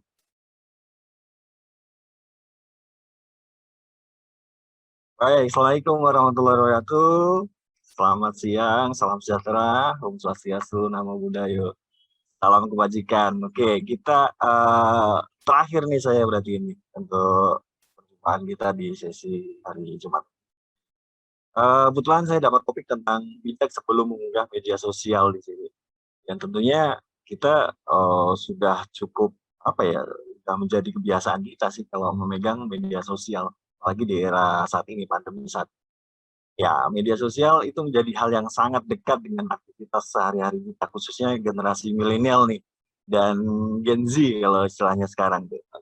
Mulai dari untuk update berita di Twitter sampai melihat acara ulang tahun teman di Instagram bisa kita dapatkan dengan sangat-sangat mudah. Nah, selain untuk update informasi, media sosial juga kerap menjadi tempat untuk curhat nih, sampai sambat di media sosial juga. Banyak orang yang meluapkan emosi dan kritikan lewat media sosial sehingga berakhir malah jadi kasus penghinaan atau pencemaran nama baik, akhirnya ujung-ujungnya ranah hukum yang sudah dijelaskan Bang Tony tadi di awal-awal gitu ya. Jadi kenapa sih kita harus bijak dalam media sosial ini kan? Ada beberapa yang sudah saya simpulkan di sini. Media sosial itu sebagai penyebaran informasinya sangat-sangat mudah sini. Ya, kapan saja, di mana saja, kita itu bisa menyebarkan informasi. Cuma informasi itu belum tentu kebenarannya. Kita harus cross check terlebih dahulu. Terus tidak ada privasi. Gitu. Siapa saja bisa melihat dan menyebarkan informasi, konten yang kita buat, komen, itu sangat-sangat mudah. Ada informasi yang belum pasti kebenarannya. Ya. Bahkan cyberbullying, ya, segala bentuk kekerasan yang dilakukan melalui internet ya, dengan sengaja, terus menghina, mengejek, mengancam, atau mempermalukan itu sudah kalau Pak Jokowi tadi bilang udah luar biasa di Indonesia seperti ini. Inilah perlunya kita bijak dalam bersosial media. Bijak sendiri, kalau dalam Kamus Besar Indonesia, bijak merupakan bisa diartikan sebagai selalu menggunakan akal budinya. Ya, pandai dan mahir, tapi orang pandai belum tentu bijak gitu. Asalnya banyak juga kasus-kasus kemarin S2 atau S1 masih juga kena tipu, kena apa ya, kemakan hoax dan lain-lainnya. Ini perlu kita tekankan diri kita, bagaimana sih sebenarnya bijak bermedia sosial. Karena itu orang yang bijak dalam bersosial media adalah orang yang selalu menggunakan akal budinya dalam menggunakan media sosial tersebut. Jadi bersosial media dapat dikaitkan erat kaitannya dengan berinternet, etika internet. Jadi internet etika adalah seperangkat prinsip moral yang mengatur individu atau kelompok tentang perilaku apa yang dapat diterima saat menggunakan internet dan media sosial. Bukan kita sendiri kok yang menggunakan internet, tapi ada aturannya di situ. Yang demikian seorang tidak dapat seenak sendiri ketika berinteraksi dengan orang lain menggunakan media internet. Kita dibatasi oleh prinsip moral yang berlaku dalam kelompok tersebut. Dalam hal ini adalah pengguna internet dan media sosial yang lainnya. Kalau ibaratnya gini, kalau di Sampas nyebut Kak itu sebenarnya lebih identik ke cewek nih. Kayak Kak Fani, Kak Heldi itu sebenarnya identiknya ke cewek. Kalau di Sampas mungkin lebih Bang gitu. Itu seperti itu. Jadi etis bermedia digital itu ada aturan mainnya di sini. Ya, kita sebut the good play program. Kita bisa pisahkan terlebih dahulu etika tradisional itu dan etika kontemporer atau etika digital saat ini. Yang dimaksud dengan etika tradisional adalah etika offline yang menyangkut tata cara lama, kebiasaan, dan budaya yang merupakan kesepakatan bersama dari setiap kelompok masyarakat sehingga menunjukkan apa yang pantas dan tidak pantas sebagai pedoman sikap dan perilaku anggota masyarakat. Dan etika kontemporer di sini yang kita sebut etika digital saat ini adalah etika elektronik dan online, menyangkut tata cara, kebiasaan, dan budaya yang berkembang karena teknologi yang memungkinkan pertemuan sosial budaya secara lebih luas dan global. Itu yang membedakan tadi. Sama-sama beretika, sama-sama kebiasaan kita. Tapi untuk yang kontemporer itu harus lebih luas lagi cakupannya. Jadi etika and the good play program diwujudkan dalam perilaku partisipatif yang bertanggung jawab pada orang lain. Jadi ruang lingkup untuk etika digital ini adalah menyangkut pertimbangan perilaku yang dipenuhi kesadaran diri, awareness kita, tanggung jawab, integritas. Yang disebut integritas ini adalah kejujuran dan nilai kebajikan itu dalam hal tata kelola, berinteraksi, berpartisipasi, berkolaborasi, dan bertransaksi elektronik. Nah, kesadaran di sini maksudnya adalah melakukan sesuatu dengan sadar atau memiliki tujuan. Media digital yang cenderung instan sekali membuat penggunanya itu melakukan sesuatu dengan tanpa sadar sepenuhnya. Jadi tindakan otomatis atau refleks begitu pegang gadget, handphone, atau gawe contohnya, begitu bangun tidur langsung buka gadget kita. Begitu mendapat pesan, langsung berbagi atau sharing tanpa saring terlebih dahulu, misalnya seperti itu. Jadi berikutnya adalah integritas. Yang tadi saya bilang, integritas di sini adalah kejujuran. Media digital yang sangat berpotensi manipulatif, mudah dan menyediakan konten yang sangat besar menggoda pengguna. Bertindak tidak jujur, pelanggaran hak cipta misalnya, plagiat, manipulasi, dan sebagainya.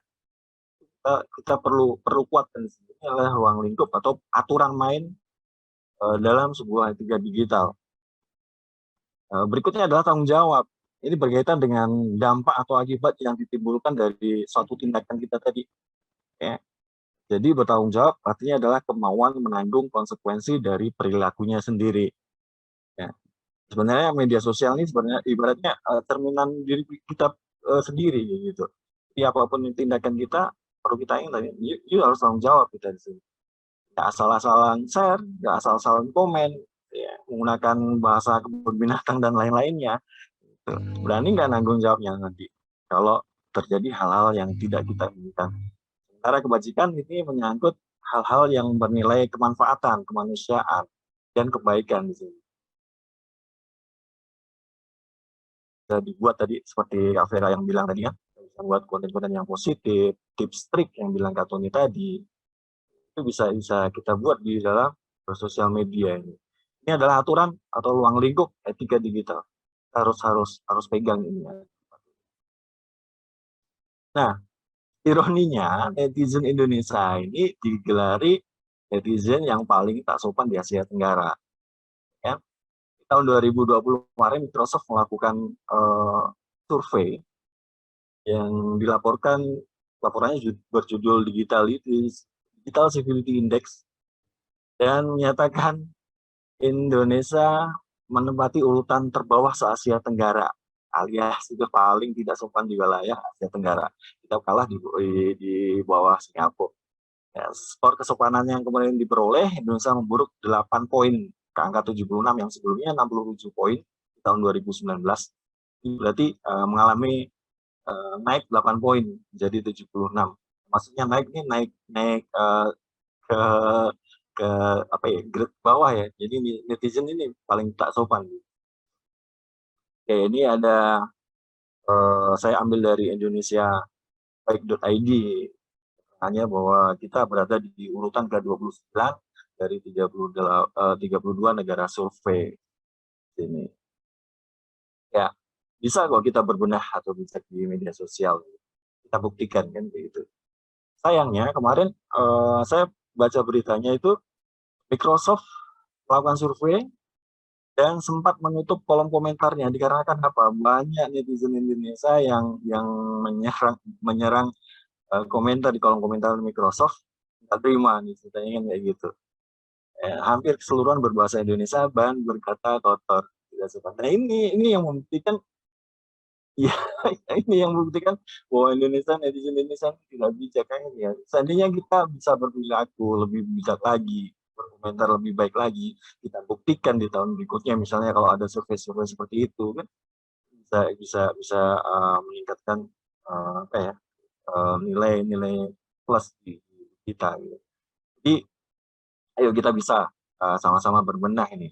Kalau versi Indonesia baik, dengan kebersamaan dalam hubungan lebih dipentingkan, menjaga perasaan orang lain, sopan santun, menjunjung tinggi kesopanan dari cara bertutur kata dan beradu pendapat misalnya. Terus menjadi masyarakat yang ramah sahabat dan gemar gotong royong, sifat toleransi yang tinggi, penghargaan terhadap orang yang lebih tua, kita harus menghargai di situ. Adat istiadat masih dipegang teguh. saya yakin Indonesia masih memegang itu semua. Tapi di era teknologi saat ini seperti ibaratnya pisau menurut saya gitu. Di pisau itu kita bisa gunakan untuk potong bawang, ngiris sayur, tapi pisau itu bisa melukai juga kan gitu. Bisa melukai kita bahkan melukai orang lain gitu. Ancaman hukuman udah pasti. Ya tadi yang udah jelaskan Bang Tony tadi kan, hati-hati lah. Dan kita sebenarnya sudah tahu itu dengan ancaman-ancaman hukuman tindak cyber ini, baik yang high-tech kriminal maupun yang kejahatan IT yang biasa ya, hate speech misalnya, penipuan daring, pornografi dan lain-lainnya. Ini sudah diatur dalam pasal-pasal. Bahkan Undang-Undang ITE juga sudah ada, mulai dari penghinaan pribadi, penguasa, penghinaan kepada penguasa, bahkan ujaran kebencian, membawa suku lagi, ras, etnis, agama, antar golongan, itu sudah diatur semuanya. Yang tadi 3 tahun penjara kalau nggak salah Bang Tony bilang. Ya. Penipuan hoax pun juga sudah diatur nih. Tapi masih banyak dari kita apa ya, masih ibaratnya bilang gaptek pun enggak, tapi ya begini, kita mungkin kurang bijak aja di media sosial. Makanya perlulah sebuah literasi digital. Pemerintah sudah bagus langkahnya. Apa akibatnya selain ada pasal hukuman tadi, jika kita tidak mau bijak ketika bersosial media, pastinya kita terjebak dengan konten hoax tadi. Bagaimana tidak, bangun tidur sudah megang handphone, berita belum jelas informasinya, kita share begitu saja. Ini kita udah masuk ke lingkaran konten hoax tersebut. Banyak cara untuk ngecek tadi yang sudah dibilang Pak LD kan, Google. Bahkan Kominfo pun sudah menyediakan untuk ngecek konten-konten yang valid atau yang hoax gitu. Jadi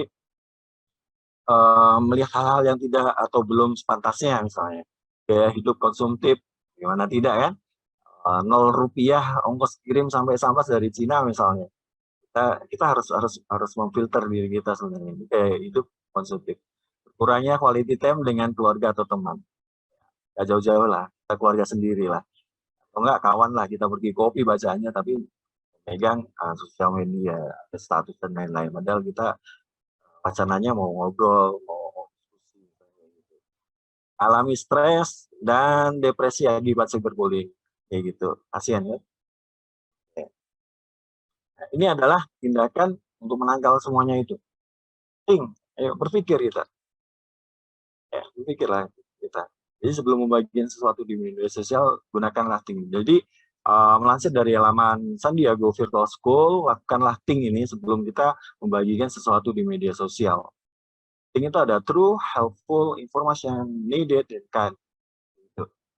Jadi true di sini maksudnya adalah berpikir apakah konten atau komentar kita yang kita unggah di media sosial tersebut sesuai fakta atau malah justru hoax.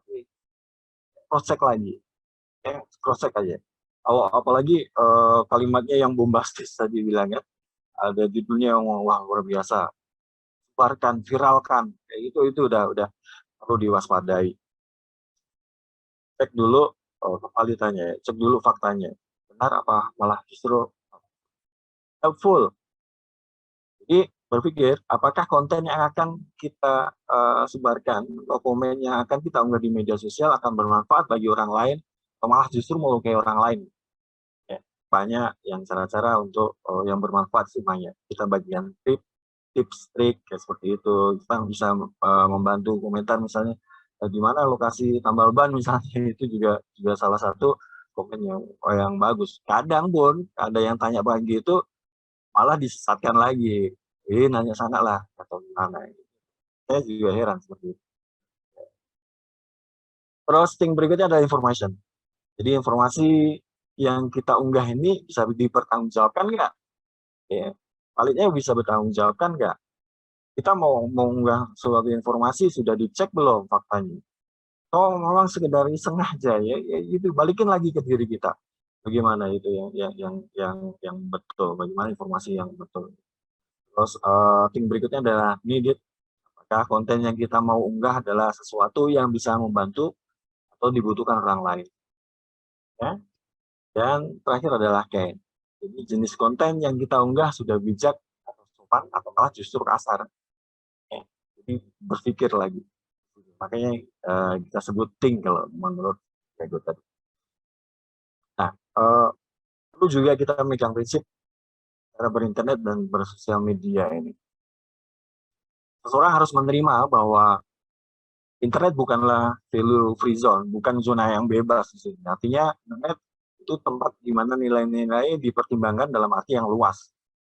Ya, kita harus berhati-hati saat membentuk konten. Internet tidak terlepas dari masyarakat universal, tapi internet merupakan adalah komponen utama darinya. Kita bukan nulis di wall kita, nulis di komen kita itu bukan kita aja yang baca, tapi orang lain juga. Kecuali kalau kita nulis dinding di kamar kita sendiri yang bisa melihat, yang bisa mengomentari. Paling mak kita yang marah-marah, tembok dicoret-coret kan gitu. Oke. Prinsip berikutnya adalah peka budaya. Dalam peka budaya ini maksudnya terhadap budaya nasional dan lokal. Di internet dan media sosial tidak dapat tunduk pada satu set nilai seperti saluran TV lokal ataupun surat kabar lokal. Internet dan media sosial harus mengakomodasi keragaman penggunanya. Banyak orang dengan latar belakang yang berbeda, baik dari sisi agama, pendidikan, negara, suku, ras, maupun golongan. Itu kita harus menghormati keragaman tersebut. Tidak memaksakan keinginan dan kehendak pribadi. Bahasa kita pun berbeda-beda ya. Kasep kalau di bahasa Sunda ganteng, tapi kalau di Jawa kasep itu terlambat. Cowok itu kasep banget misalnya gitu kan. Jadi kalau orang Jawa cowok itu terlambat banget nikahnya kan gitu. Ya harus peka terhadap budaya tersebut. Dan kita harus punya prinsip untuk jangan pernah menjadi orang lain. Ya. Jadilah diri sendiri. Jadi apalagi jadi orang lain itu untuk menipu, kan berpura-pura menjadi orang lain, menyembunyikan identitas kita sendiri untuk membodohi orang lain di dunia internet, itu merupakan suatu kejahatan. Banyak sih, bahkan kawan saya juga pernah kayak gitu. Jadi ID-nya ataupun Facebook-nya itu pernah diklon seseorang untuk nipu seseorang gitu. Tentunya cepat tanggap juga, kita harus cepat tanggap, kita share ke kawan-kawan kita juga bahwa akun yang itu adalah akun fake ataupun akun palsu. Jadi hati-hati. Nah, ada beberapa tip agar unggahan kita adalah unggahan yang bijak. Jelas, jangan oversharing.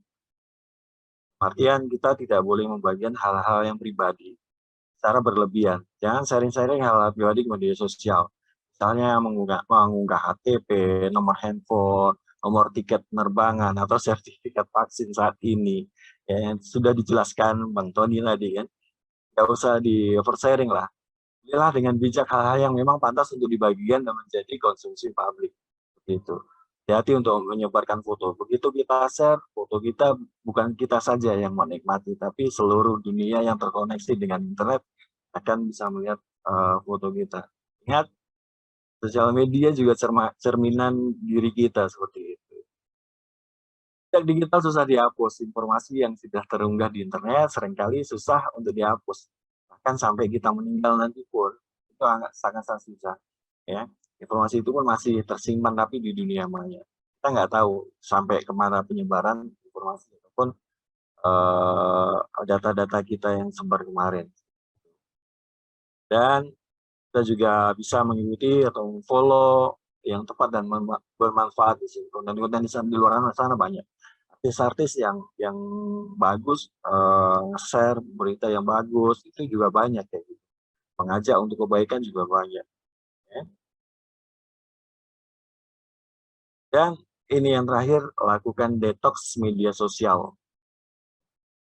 Cara berkala saja deh. Jadi secara bertahap lah, misalnya 1 hari, atau 2 hari, atau 3 hari. Itu bisa nggak kira-kira? Sangat susah mungkin ya, karena ini sudah jadi hobi kita. Gitu. Tapi boleh juga dilakukan. Tujuan detox memang menjaga kesehatan mental kita sebenarnya. Kita bisa kembali terhubung kembali dengan kehidupan nyata. kita bisa dapat menikmati kehidupan nyata bersama keluarga, kawan, dan rekan-rekan yang lain. Terima kasih dari saya, Bang Roy. Mudah-mudahan bermanfaat untuk kita semua. Bijaklah dalam menggunakan media sosial. Demikian. Yes, terima kasih banyak Kak Fani. Ini memang sangat bermanfaat sekali ya. Bijak sebelum mengunggah di media sosial kita. Nah, mungkin bukan hanya unggahan, tapi juga komentar. Ini perlu kita tahan ini ya Kak Fani ya. Kak Fani ya. Betul. Aku kan harus berpikir terus. Iya betul. Benar sekali ya, ini memang harus kita kendalikan. Kita berkomentar pedas ke sosial media, ternyata memang ada sisi hukumnya di sini ya. Terima kasih banyak Kak Fani. Saatnya kita untuk membahas pertanyaan-pertanyaan yang sudah masuk di kami ya, dari peserta-peserta. Baik, ada pertanyaan dari Kak Sri Wahyuni. Ini ditujukan kepada Kak Vera nih ya. Baik, pertanyaannya adalah, seperti apa ekspresi dari budaya kultur digital? Kemudian bagaimanakah digital culture ini terbentuk? Bagaimana pula pengaruh-pengaruh dari budaya digital culture ini dalam kehidupan manusia saat ini? Silahkan Kak Vera dijawab. Baik, terima kasih Kak Rio. Terima kasih atas pertanyaannya ya. Nah, ini juga menarik sekali nih ketika kita berbicara tentang digital culture ya. Jadi ada budaya culture digital. Kalau kita berbicara tentang budaya pasti erat kaitannya dengan ide, dengan kebiasaan seperti itu ya. Selain itu juga ada cara hidup yang diwariskan. Sedangkan kalau culture ya, budaya atau culture digital sama ya, kepercayaan, seni. Sedangkan digital itu adalah kata sifat. Jadi bagaimana kita menyesuaikan diri dengan situasi kondisi seperti sekarang ini, sebuah pilihan gaya hidup yang ditopang dengan teknologi ciptaan manusia, Sri. Contohnya, erat-erat kaitannya dengan konten digital ya. Kita suka blogging, kita membuat sebuah blog seperti itu. Kita menulis sesuatu, dan ternyata itu sudah menjadi kebiasaan kita, menjadi lifestyle kita, menulis. Tapi sekarang menulisnya tidak di buku, tapi melalui media online. Jadi itu menjadi sebuah kebiasaan baru yang membuat kita harus bisa menyesuaikan diri, beradaptasi dengan situasi kondisi seperti ini, tentu tidak terlepas dari teknologi informasi ini. Selain itu juga ada contohnya ngaji, ternyata sekarang ada ngaji online juga, kayak gitu ya. Atau silaturahmi, itu silaturahmi online juga atau digital juga. Apalagi dengan situasi kondisi seperti sekarang ini, kita dituntut untuk beradaptasi, mengikuti perkembangan zaman dengan menyeimbangkan antara budaya atau culture digital ini. Jadi ternyata budaya kita yang dulunya masih konvensional, sekarang sudah masuk ke modern. Jadi kita harus sama-sama untuk mengkolaborasikan dan mengikuti tren. Seperti apa trennya, dengan tetap budaya tersebut, kebiasaan, seni, tradisi tersebut tetap diselenggarakan. Ada juga jalan-jalan virtual, seperti itu ya. Itu juga salah satu bentuk aplikasinya. Terima kasih Sri, semoga menjawab. Oke, terima kasih Kak Vera untuk jawabannya. Semoga ini membantu Kak Sri Wahyuni ya. Jadi budaya atau culture ini bisa untuk saat ini bisa dimixkan dengan teknologi yang ada sekarang, tapi tetap dengan catatan norma-norma budaya Indonesia jangan sampai ditinggalkan, itu tadi ya. Baik, selanjutnya ini ada pertanyaan untuk Kak Fani. Baik, dari Kak Ulandini ya. Ulandini ya. Baik, pertanyaannya adalah bagaimanakah solusi terbaik untuk membenahi netizen Indonesia agar memahami dan menerapkan etika dalam bermedia sosial? Sedang kita sadar juga orang-orang yang suka berkomentar jahat dan sebagainya, ini kan juga paham dengan etika dalam bermedia sosial, tapi mereka tidak menghiraukan etika tersebut. Silakan nih Kak Fani. Balik lagi ke diri kita, awareness kita sadar nggak sih sebenarnya yang ngelakuin itu, sadar nggak? Apalagi kita malah ikut campur, dalam artian sudah tahu itu salah, kenapa kita komen lagi? Balik lagi ke think tadi, gunakan think tadi ya, true ya, apakah informasinya benar nih, cross check dulu ya. Terus helpful ya, seperti itu untuk pengunggahan-unggahan yang lebih bermanfaat, lebih bijak. Saya rasa kalau kita sudah tahu netizen di luar sana ya, diabaikan saja sementara. Kalaupun mengingatkan secara baik-baik. Kita punya etika kok di dunia digital ini. Kita bisa inbox dulu, kita sampaikan dulu, kita sampaikan faktanya dulu untuk membenahi. Kalau kita terpancing dan kita malah ikut dalam golongannya tersebut, rugi di kita, kan gitu. Awareness di kita, yuk sadar diri kita. Lakukan think tadi yang sudah saya sampaikan yang di atas. Gitu mungkin Bang Rio. Oke, baik, terima kasih Kak Fani. Dan ini semoga apa yang sudah disampaikan tadi sama Kak Fani ya tentang think itu tadi bisa menginspirasi semuanya agar kita bijak dalam berkomentar di sosial media. Karena dunia maya dan dunia nyata ini kalau bisa disamakan. Jadi gimana sopan santunnya, adab untuk komunikasinya, itu bisa menjadi sesuatu yang harmonis tentunya di sosial media. Baik, selanjutnya untuk Kak Heldi. Terima kasih ya Kak Fani untuk jawabannya tadi. Baik Kak Heldi, ini pertanyaan dari Dasep ya. Baik, saat ini anak-anak kan sedang trennya adalah belajar online di rumah karena kondisinya memang seperti ini ya. Dan seringkali membuka situs mesin pencarian. Apakah dalam mesin pencarian bisa disetting sehingga anak-anak tidak bisa mencari hal-hal atau konten pornografi? Mohon pencerahannya ini dari Kak Heldi, silakan dijawab. Oke, saya coba menjawab ya Mas ya. Jadi sebenarnya yang saya katakan tadi, yang saya katakan satu sesi yang mungkin lebih detail ya. Nah, jadi di Google juga kita bisa mengatur pola searching untuk yang aman bagi anak. Misalkan di Google, nah, yang lebih parah lagi misalkan di YouTube Mas. Nah, di YouTube itu dengan gambarnya, nah itu kita bisa masuk ke mode anak gitu ya. Jadi itu bisa kita aktifkan. Nah, itu yang mungkin yang bisa kita lakukan agar lebih saving lah ke anak-anak itu. Seperti itu. Bisa dilakukan. Atau kita situs yang memang seperti situs pencarian untuk anak itu. Memang saya lupa kemarin saya nama situsnya gitu ya. Ada itu. Itu mungkin itu yang udah benar saya. Ada setting kontrolnya ada. Baik, terima kasih Kak Heldi. Memang saat ini memang kita sangat dimudahkan. Jadi untuk parent orang tua ini nggak usah khawatir lagi ya. Ternyata memang sangat dibantu lagi. Apalagi kalau di YouTube tadi kata Kak Heldi udah bisa disetting timer untuk adik-adik ini bermain ponsel itu juga udah bisa disetting ya. Jadi jam berapa udah gelap nih, handphonenya nggak bisa diakses. Nah, ini salah satu penemuan yang memang memudahkan dalam digital parenting ya buat orang tua ini lebih difasilitasi seperti ini dan semoga bisa dimanfaatkan dengan baik ini ya. Baik, terima kasih banyak Kak Heldi. Oke. Baik, teman-teman luar biasa banget dan waktunya tak terasa loh ya kita bercerita ini ya tadi ya. Baiklah, sebelum saya mengakhiri acara di siang hari ini, izinkan saya untuk sharing ya tentang kesimpulan yang saya ambil dari teman-teman yang luar biasa tadi yang sudah menyampaikan materi ya. Baik, dari Kak Tony, ini berbicara tadi tentang digital content, apa yang boleh, apa yang tidak ya.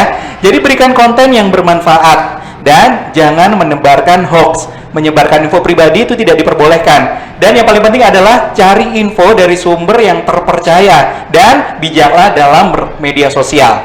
Baik, selanjutnya dari Kak Heldi. Pesannya adalah banyak sekali kasus penipuan digital acap kali terjadi karena pemahaman kompetensi digital. Nah, langkah-langkah preventif yang bisa diambil, percaya informasi dari sumber yang kredibel, kemudian cek domain situs resmi yang menggunakan domain gratis tersebut ya, dan jangan hanya percaya dengan satu sumber aja, tapi bandingkan informasi dari berbagai sumber yang berbeda. Kemudian dari Kak Vera, ini kita diajak untuk lebih kreatif lagi dalam media sosial ya. Banyak sekali contoh konten-konten digital ya. Ada fotografi, kita mau posting quote yang bagus, kita sharing di sosial media kita, silahkan. Video dengan resolusi yang bagus, tips dan trik yang setiap hari selalu update, visualisasi data yang menarik, infografis, wah banyak banget. Tapi jangan lupa untuk harus selalu gunakan bahasa yang tepat. Kemudian kualitas foto videonya juga oke. Desain, perbanyak gambar yang menarik, buat sesuatu yang unik, ciri khas kita. Kemudian berbeda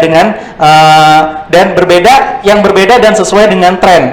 Caption yang ringkas, jelas, itu oke banget ya. Biasanya kita capek nih, mau caption apa, akhirnya nggak ke posting sampai ke pending. Kemudian prime time, tentukan jam-jam yang cocok untuk posting di sosial media.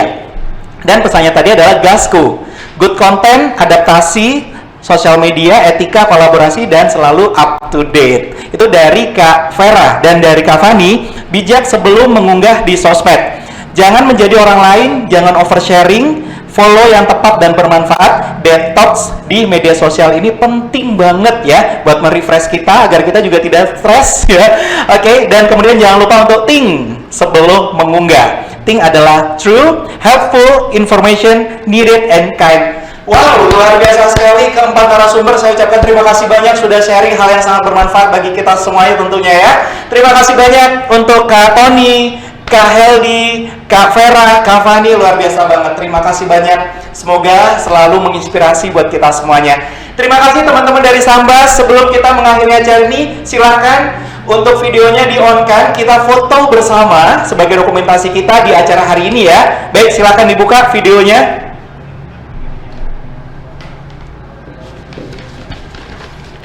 Oke, silahkan dibuka videonya. Ya, kita masih nunggu yang masih di off kan, silahkan dibuka untuk videonya.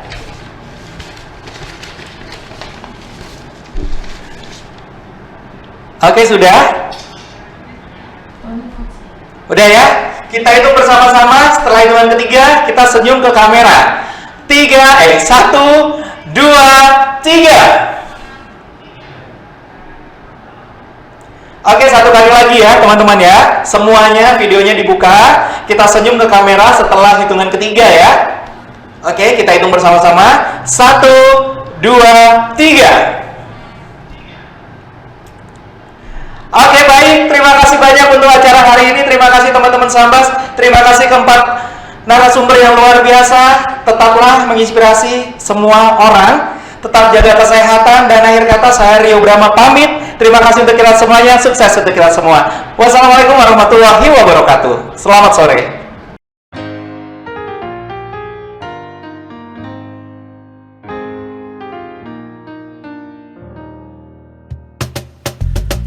Tolong aku melolong, baca sosmed bikin aku bengong.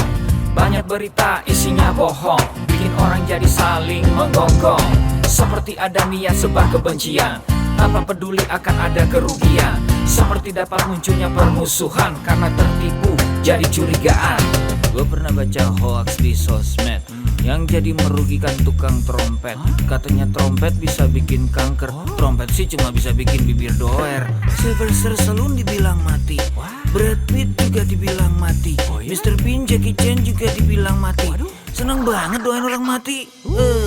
Harusnya ada etikanya bermain sosial media.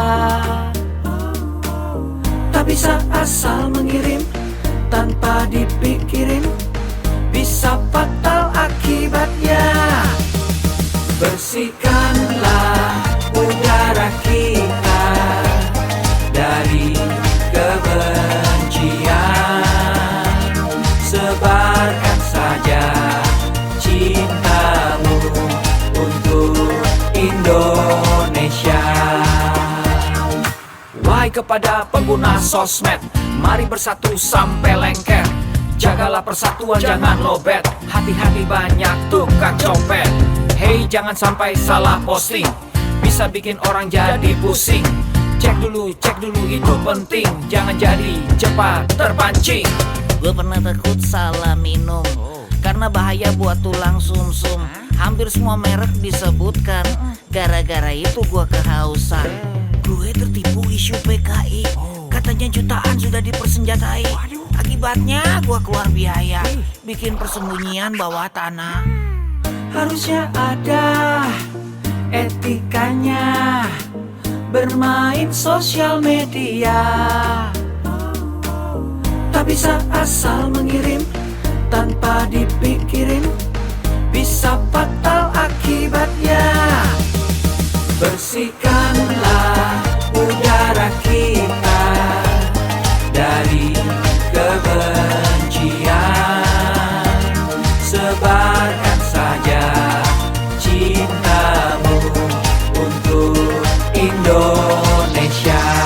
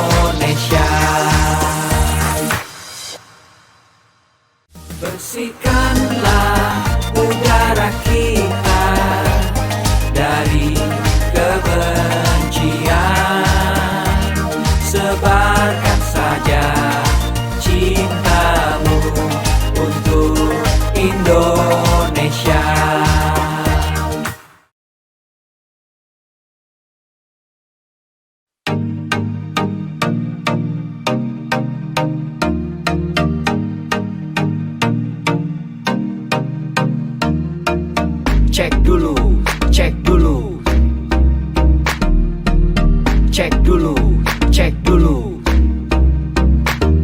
Yo, kini saatnya kita harus tambah pintar. Jangan jadi orang yang mudah sebar-sebar, karena belum tentu itu berita benar. Kalau nggak ngerti, ayo belajar. Mulailah curiga jika sudah suruh-suruh. Sebarkanlah, hey, tunggu dulu. Periksalah kalimat, kok banyak tanda seru.